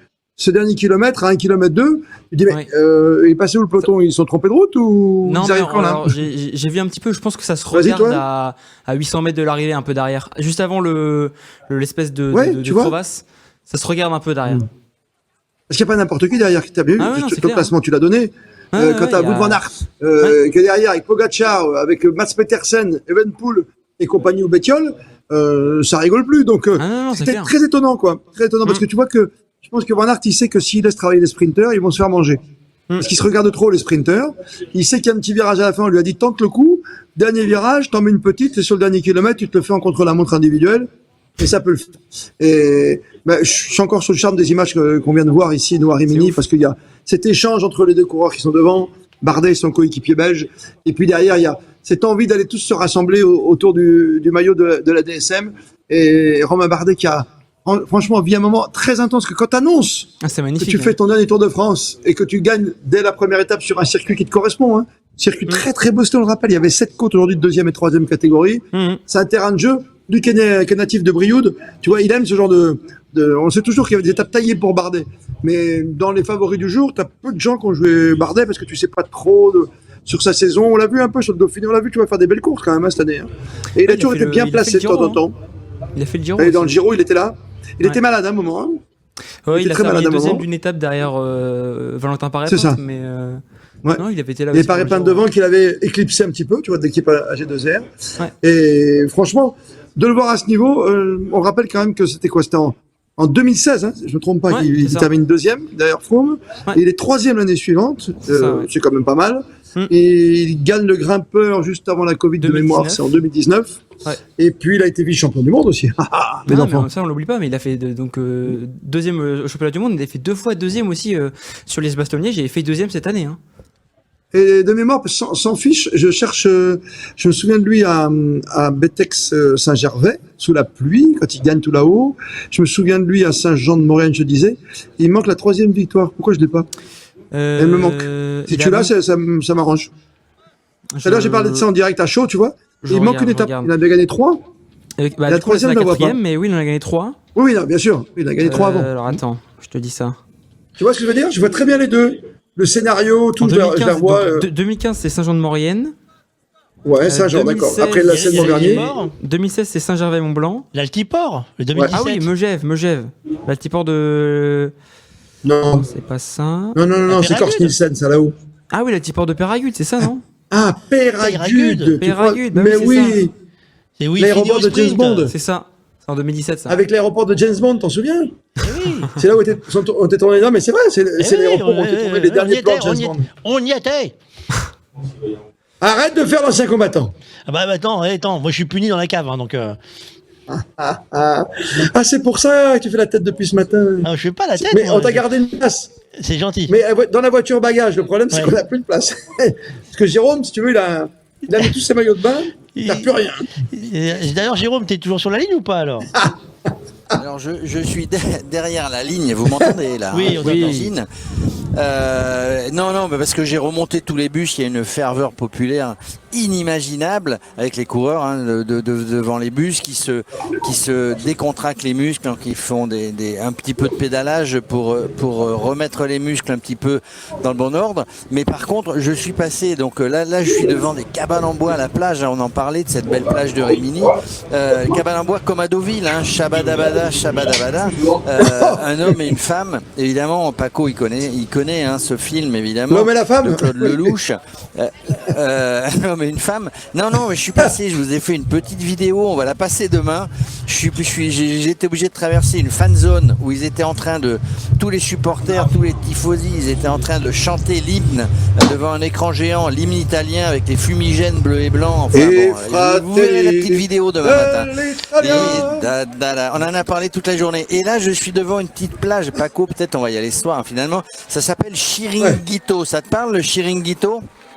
El Paco, il connaît que ça. El señor de l'information, il presente que Dorga pregunta, si? Exactement, c'est une émission espagnole sur le foot, plutôt tournée vers le Real Madrid, un chiringuito tous les soirs, il ne parle que du Real Madrid. Il y a une petite beauté en bord de mer qui s'appelle Chiringuito, peut-être qu'on va venir là ce soir, Paco. Je vais voir s'il y a de la place pour toi. Ben non, j'ai pas réservé parce que la voiture est à 15 km. La voiture est à 15 km, je sais même pas si on va la retrouver, je sais même plus où elle est. Bref, une vraie ferveur populaire sur cette ligne. Moi, j'ai même pas entendu l'arrivée, je n'étais pas connecté, mais une superbe arrivée quand on voit Romain Bardet et puis tout ce qu'il y a derrière. Le tour commence bien et comme je suis un bon pronostiqueur, j'avais pronostiqué qu'il n'y aurait aucune victoire d'étape française sur ce tour. Et bien voilà. Voilà, j'ai été contredit sur la première étape. Voilà. C'est comme ça que ça marche. C'est tellement bien pour Romain Bardet, tu sais. Et puis encore une fois, il n'y a pas de débat à savoir si les Français sont à la hauteur ou pas. Tu démarres le tour. Je pense que Christian Prudhomme, il doit être content et que tous les suiveurs du Tour, parce que Romain Bardet, c'est un chic type qui a toujours été droit, qui a pris position contre le dopage, qui a toujours été vraiment quelqu'un de très rigoureux et de respectueux avec nous, même si c'est plutôt un taiseux, hein. On écoutera tout à l'heure et demain matin, vous les retrouvez sur Radio Sport, bien sûr, les réactions côté de Thomas qui est allé aux interviews. On a choisi Thomas, on s'est pas trompé, t'as raison, Jérôme et Fabrice, c'est que l'avantage de Thomas, c'est qu'il parle toutes les langues. C'était pas la peine, parce qu'on a français qui est devant. Mais bon, on va le garder pendant 3 semaines, quand même. Ouais, mais au moins, pour commander les pizzas, c'est plus facile. Alors, hier, on a bien commandé. Pour commander les pizzas, on a Dédé, je me suis garé. Dédé, il est perdu là-bas aussi, là où on a posé la voiture. Il cherche la salle de presse, c'est un peu compliqué. Ouais. Mais Dédé, il a un Italien, il renseignait tous les gens. Il renseignait tous les gens dans la rue pour leur dire, les gens qui lui posaient des questions, j'étais avec lui, où se trouve la ligne d'arrivée, dans un italien parfait, que je n'ai pas compris évidemment, mais dans un italien parfait. En tout cas, ce qui était important, c'est que les gens qui ont posé la question ont compris la réponse. Bon, Jérôme, alors tu t'es placé là maintenant, côté bus toujours ? Alors non, je me suis isolé parce que côté bus c'est une grande. Il m'a semblé apercevoir. Alors on regardera, mais il m'a semblé apercevoir non pas en tant que coureur, mais en tant que suiveur, Alberto Contador. On en parlait avec Paco hier ou avant-hier. Oui, il est là de temps en temps. Il est là de temps en temps. Évidemment, voilà, les grandes équipes. Il n'y a pas de grandes et petites équipes, mais enfin les équipes les plus populaires, impossible d'approcher. J'espère que Thomas va pouvoir s'approcher, mais vraiment une ferveur, je l'avais vu à Bilbao, moi je fais toujours le grand départ, mais une ferveur populaire du monde partout, et c'est un peu à l'italienne, à la marseillaise, à la méditerranéenne. C'est compliqué de se garer, c'est compliqué d'approcher, il y a du monde partout, mais ça fait plaisir, c'est le Tour de France, c'est populaire, il y a du monde partout. Bon, écoute, c'est pas mal déjà, on va pas se plaindre. Il pourrait y avoir personne. Il nous reste 8 petites minutes aujourd'hui pour faire un peu le point. Les sons, moi je sais qu'on aura du Bardet demain à l'écoute, puisqu'on a en train de recorder. On a d'autres surprises pour demain. Parce qu'on truc qui recorde, ça veut dire quoi? Un truc qui recorde. Un truc qui recorde, toi, un truc qui recorde. C'est un message subliminal à mon camarade qui est de l'autre côté. Je peux pas donner tous les textes, ouais, voilà, il manque des bras pour envoyer des messages. Mais qui est de côté? Il y a du monde, hein. Il y a du monde. Est-ce qu'en fait, ce que vous allez pouvoir suivre tous les jours donc sur le Tour de France, aujourd'hui on en a fait un peu plus que ce qui était prévu puisqu'on a profité de la présence d'Alexis et on était quasiment en direct en intégrale toute l'après-midi. On vous fera des quarts d'heure avec des relais, tout ce qui est diffusé le matin à la radio va être diffusable et rediffusé sur les réseaux sociaux. Vous allez retrouver Christophe et toute la clique en balade avec leur glace. Oui, on a les vidéos de la glace hier soir, messieurs. Oui, quelqu'un vous a. Non, oui. Ah, si. C'est pas beau ça. Ah, non, mais sachez que vous êtes connus. Vous êtes connus et donc tout le monde vous surveille, vous filme à votre insu. On le savait, hein. On a pris que Dos Boulas, hein. On a pris que Dos Boulas, ouais. Oui, mais mucho caras. Donc demain, on Thomas, alors c'est fruit des bois, hein. Thomas, c'est fruto del bosque. Thomas retrouvera également votre PPO en début de journée. Il sera diffusé tous les jours dans le premier quart d'heure pour se mettre dans l'ambiance du Tour. Nous aurons. Et tu as vu qu'on avait fait un tailleur de costard, comme ça, on était tranquille. Oui, c'est On bien. a fait quand même un grand nom de la mode. On a fait Paul Smith ce retrouver matin, sur qui est les quand même réseaux également. quelqu'un. Ah ouais, on a moins 30%. C'est bien. C'est bien. Tu vois, Justin, il sait que c'est encore- que Paul Smith, tu vois. C'est encore cher. Je vais Ah attendre, oui. je vais attendre un peu. Ouais. Il n'y a Nous pas une aurons- vente privée? On va essayer de voir ça. Nous aurons demain encore à nouveau la balade JO, notre balade JO, c'est-à-dire le JO à vélo avec Claude Roussan, cet épisode radiophonique que vous pouvez suivre nos aventures, 24 km à travers Paris sur les pistes cyclables parisiennes. On a zigzagué au milieu des camions. Oui, Christophe, c'est une belle aventure. Ouh là là, tu verrais, Jérôme a été performant. Et vous aurez même des vidéos qui vont arriver bientôt avec le passage du tunnel des Tuileries, qui est un passage assez intéressant. Si tu ne connais pas, Christophe, on t'emmènera. Ça vaut son pesant de cacahuètes. C'est à On passe par découvrir. les catacombes? Non, pas en vélo. Tu peux essayer, il y en a qui ont essayé, mais ça n'a pas marché. Vous aurez encore le roadbook tourisme avec nos Arrête le vent! c'est Jérôme. Avec les équipes de sport et tourisme, c'est-à-dire David et Laurent. David qui vous rejoint, les garçons. Lundi, il sera là-haut, dans la montagne. Il vous fera un coucou sur le bord de la route. Et on a aussi des petites surprises comme ça qui vont vous arriver au fur et à mesure sur la route du Tour. Vous allez croiser des gens. Le jeu, c'est aussi qu'on puisse vous arrêter. S'il y a des cadeaux à prendre pour ceux qui vous croisent et qui vous en parlent, il y aura Alors, on des a déjà mis surprises. des cadeaux de côté pour la musette. Hein. C'est très bien. La On musette les met Radio quand- Sport. on les met quand, les cadeaux? Eh ben, on va démarrer tranquillement, on va grouper et on va démarrer en France avec toutes les belles affiches, les photos qui vont bien, puisque comme pour tout le monde, nous aussi on démarre notre tour. Faut pas oublier que c'est le week-end et c'est un week-end chargé entre les huitièmes de finale et les élections. Figurez-vous que c'est compliqué. Si je peux me permettre. Oui. C'est notre premier tour finalement. Oui. Avant le deuxième tour. Oui, Voilà. c'est pas grave. Je m'y attendais à Par celle-là. procuration, je te dis ça. Je m'y attendais celle-là. Je suis pas dissolu, c'est bon. Je vais m'occuper de lui ce soir, je vais le calmer. Ouais, voilà, tu vas le masser, ça va lui faire du bien. Je vais le masser, là, parce qu'il a l'air un peu. Vas-y, taille. Taille, lui qui est resté dans la voiture derrière à venir pendant 3 jours. Vous pouvez capter, on est aussi diffusé sur velowire.com, le site que gère Thomas Non, mais Verhoeven. Thomas, il respecte tout, tu Est-ce sais. qu'il pilote bien? C'est la question qu'on m'a posée. Ah oui, c'est est-ce qu'il pilote bien? Alors, quand c'est marqué 50 à l'heure, il est à 50, hein, je peux te dire. Si tu veux traverser, tu as intérêt à bien prendre les passages piétons. Le feu, il faut vraiment qu'il soit ouvert pour passer. Hein. C'est Thomas. Ah, vous allez avoir du mal pour Aucun retransmettre. risque là-dessus. Alors, on va voir. On n'est parce pas que nous, habitué, on le fait, on n'est pas habitué. on traverse à la Marseillaise, à la Française, on va dire ça comme ça. Les priorités à droite, lui, il les respecte encore plus. C'est vraiment l'éducation. Non, mais c'est vrai, c'est vraiment l'éducation néerlandaise qu'on connaît On est peu, bien. nous, en tout cas. Mais Thomas, oui, il a Qu'on n'a pas hyper envie de bien connaître non piloté. plus. Non, qu'on n'a pas envie de connaître. Mais en tout cas, on est rassuré. Il a hyper bien piloté. Il a respecté le code de la route, ce qui est obligé d'ailleurs. puis il a trouvé le quand restaurant. quand on conduit une Il a voiture. trouvé le restaurant. Il a trouvé les restaurants. Non, il a été très bon aujourd'hui. Bon, bah, c'est déjà pas mal. Messieurs, on va se préparer à se quitter aujourd'hui. Christophe, Ouais, regarde demain. Ouais, c'est d'intérêt. Si on devait faire le point pour toi sur cette étape du jour, le point que tu gardes, c'est Bardet, la victoire française méritée pour un bonhomme qui le Le mérite. problème, c'est que la booste tout, quoi. La victoire de Romain Bardet, c'est son dernier Tour de France, il a 33 ans.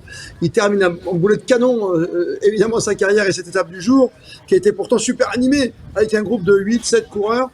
Derrière, ça a craqué de toutes parts dès le premier. Tu vois, dès la première étape, dès les premiers contreforts, tu vois qu'il y a des gens qui ont mal supporté la chaleur. Tu vois, Cavendish, moi ça me fait mal au cœur parce que Cavendish, il revient sur le tour pour gagner ses 35e succès pour dépasser Di Merckx à jamais. Non, l'image forte, c'est ça, quoi. C'est Romain Bardet, c'est deux copains extraordinaires qui arrivent avec Van den Broek. Ils sont tous les deux. Ils ont les maillots ce soir. C'est juste magique de retrouver Romain à ce niveau-là. Parce que, encore une fois, même s'il était bon sur le Giro, il était parti plus pour s'illustrer sur le Giro que sur le Tour de France. Sur le Tour de France, c'était son baroud d'honneur. Et puis, encore une fois, la France est là au rendez-vous, ses coureurs sont là. On a déjà notre premier succès. L'an dernier, il faut le rappeler, il a fallu une exploit de Victor Lafay à peu près. C'est marrant parce que c'est similaire. Hein. Souviens-toi, c'était Saint-Sébastien, les 800 mètres de Lafay et Van Aert qui râle. Et t'as Van Aert qui est quand même derrière, là. Non, mais qui peut rien faire, peut même pas aller. Parce que les deux garçons, ils ont tenu jusqu'au bout. Et là, Moi, je dis chapeau. Encore une fois, c'est un bonhomme qui a fait 2e, 3e du tour. C'est son 4e succès. Chapeau, Romain Bardet. On a hâte que ça continue. Demain, on est chez Pantani, vainqueur 98, dernier vainqueur d'un Giro et d'un Tour de France. Oui. Et là, ça va rouler, 199 km. Et ce qu'on va faire, nous, c'est qu'on va se rendre un peu plus vite, exceptionnellement, sur la ligne d'arrivée pour être avec vous plus tôt, d'accord? Ça, avec grand plaisir. Justin, nous, on va faire juste le petit récap rapide. Bardet, donc premier. Les maillots distinctifs. Frank Van Den Broek, du coup, son coéquipier qui portera le maillot vert demain. Le maillot à pois sera pour Jonas Abrahamsen et le maillot blanc par procuration sur les épaules de Maxime Van Gils. Et pourquoi par procuration? Parce que c'est Frank Van Den Broek qui est aussi le leader, mais je crois que dans les priorités des maillots, c'est bien le maillot vert qui prédomine sur le maillot blanc, donc il portera le maillot vert et Maxime Van Gils portera du coup le maillot blanc par procuration demain. D'accord, voilà, bon, là, c'est tout. Ben, on se donne rendez-vous demain, 13h, pour il a une bossé, nouvelle le petit, aventure. Ah non, mais attends, on l'a. Et ce que je disais, alors t'as raté peut-être, t'étais pas en direct à ce moment-là. Ce que je disais, c'est que on a Jules, le stagiaire pour le foot actuellement. Justin était stagiaire il y a 2 ans maintenant. Il a bien grandi. La dernière. Et toi, je disais que c'était toi, tu étais stagiaire. J'ai juste. Voilà. Allez, bonne soirée à tous. Après-guerre. Après-guerre. Bonne soirée à tous. On se retrouve demain. Golf, hein. Oui, bien sûr. On se retrouve demain. Jérôme, merci de ta balade demain également. On se retrouvera dans les coulisses de la zone technique et de la ligne d'arrivée. Bonne soirée à tous. On se retrouve en direct demain pour la nouvelle étape. On part de Cesenatico. et on arrive à Bologne. Et Bologne. Demain, on va encore parler de nourriture comme toute la journée aujourd'hui. Allez, bonne soirée. Bologne, tu sais ce qu'on va manger.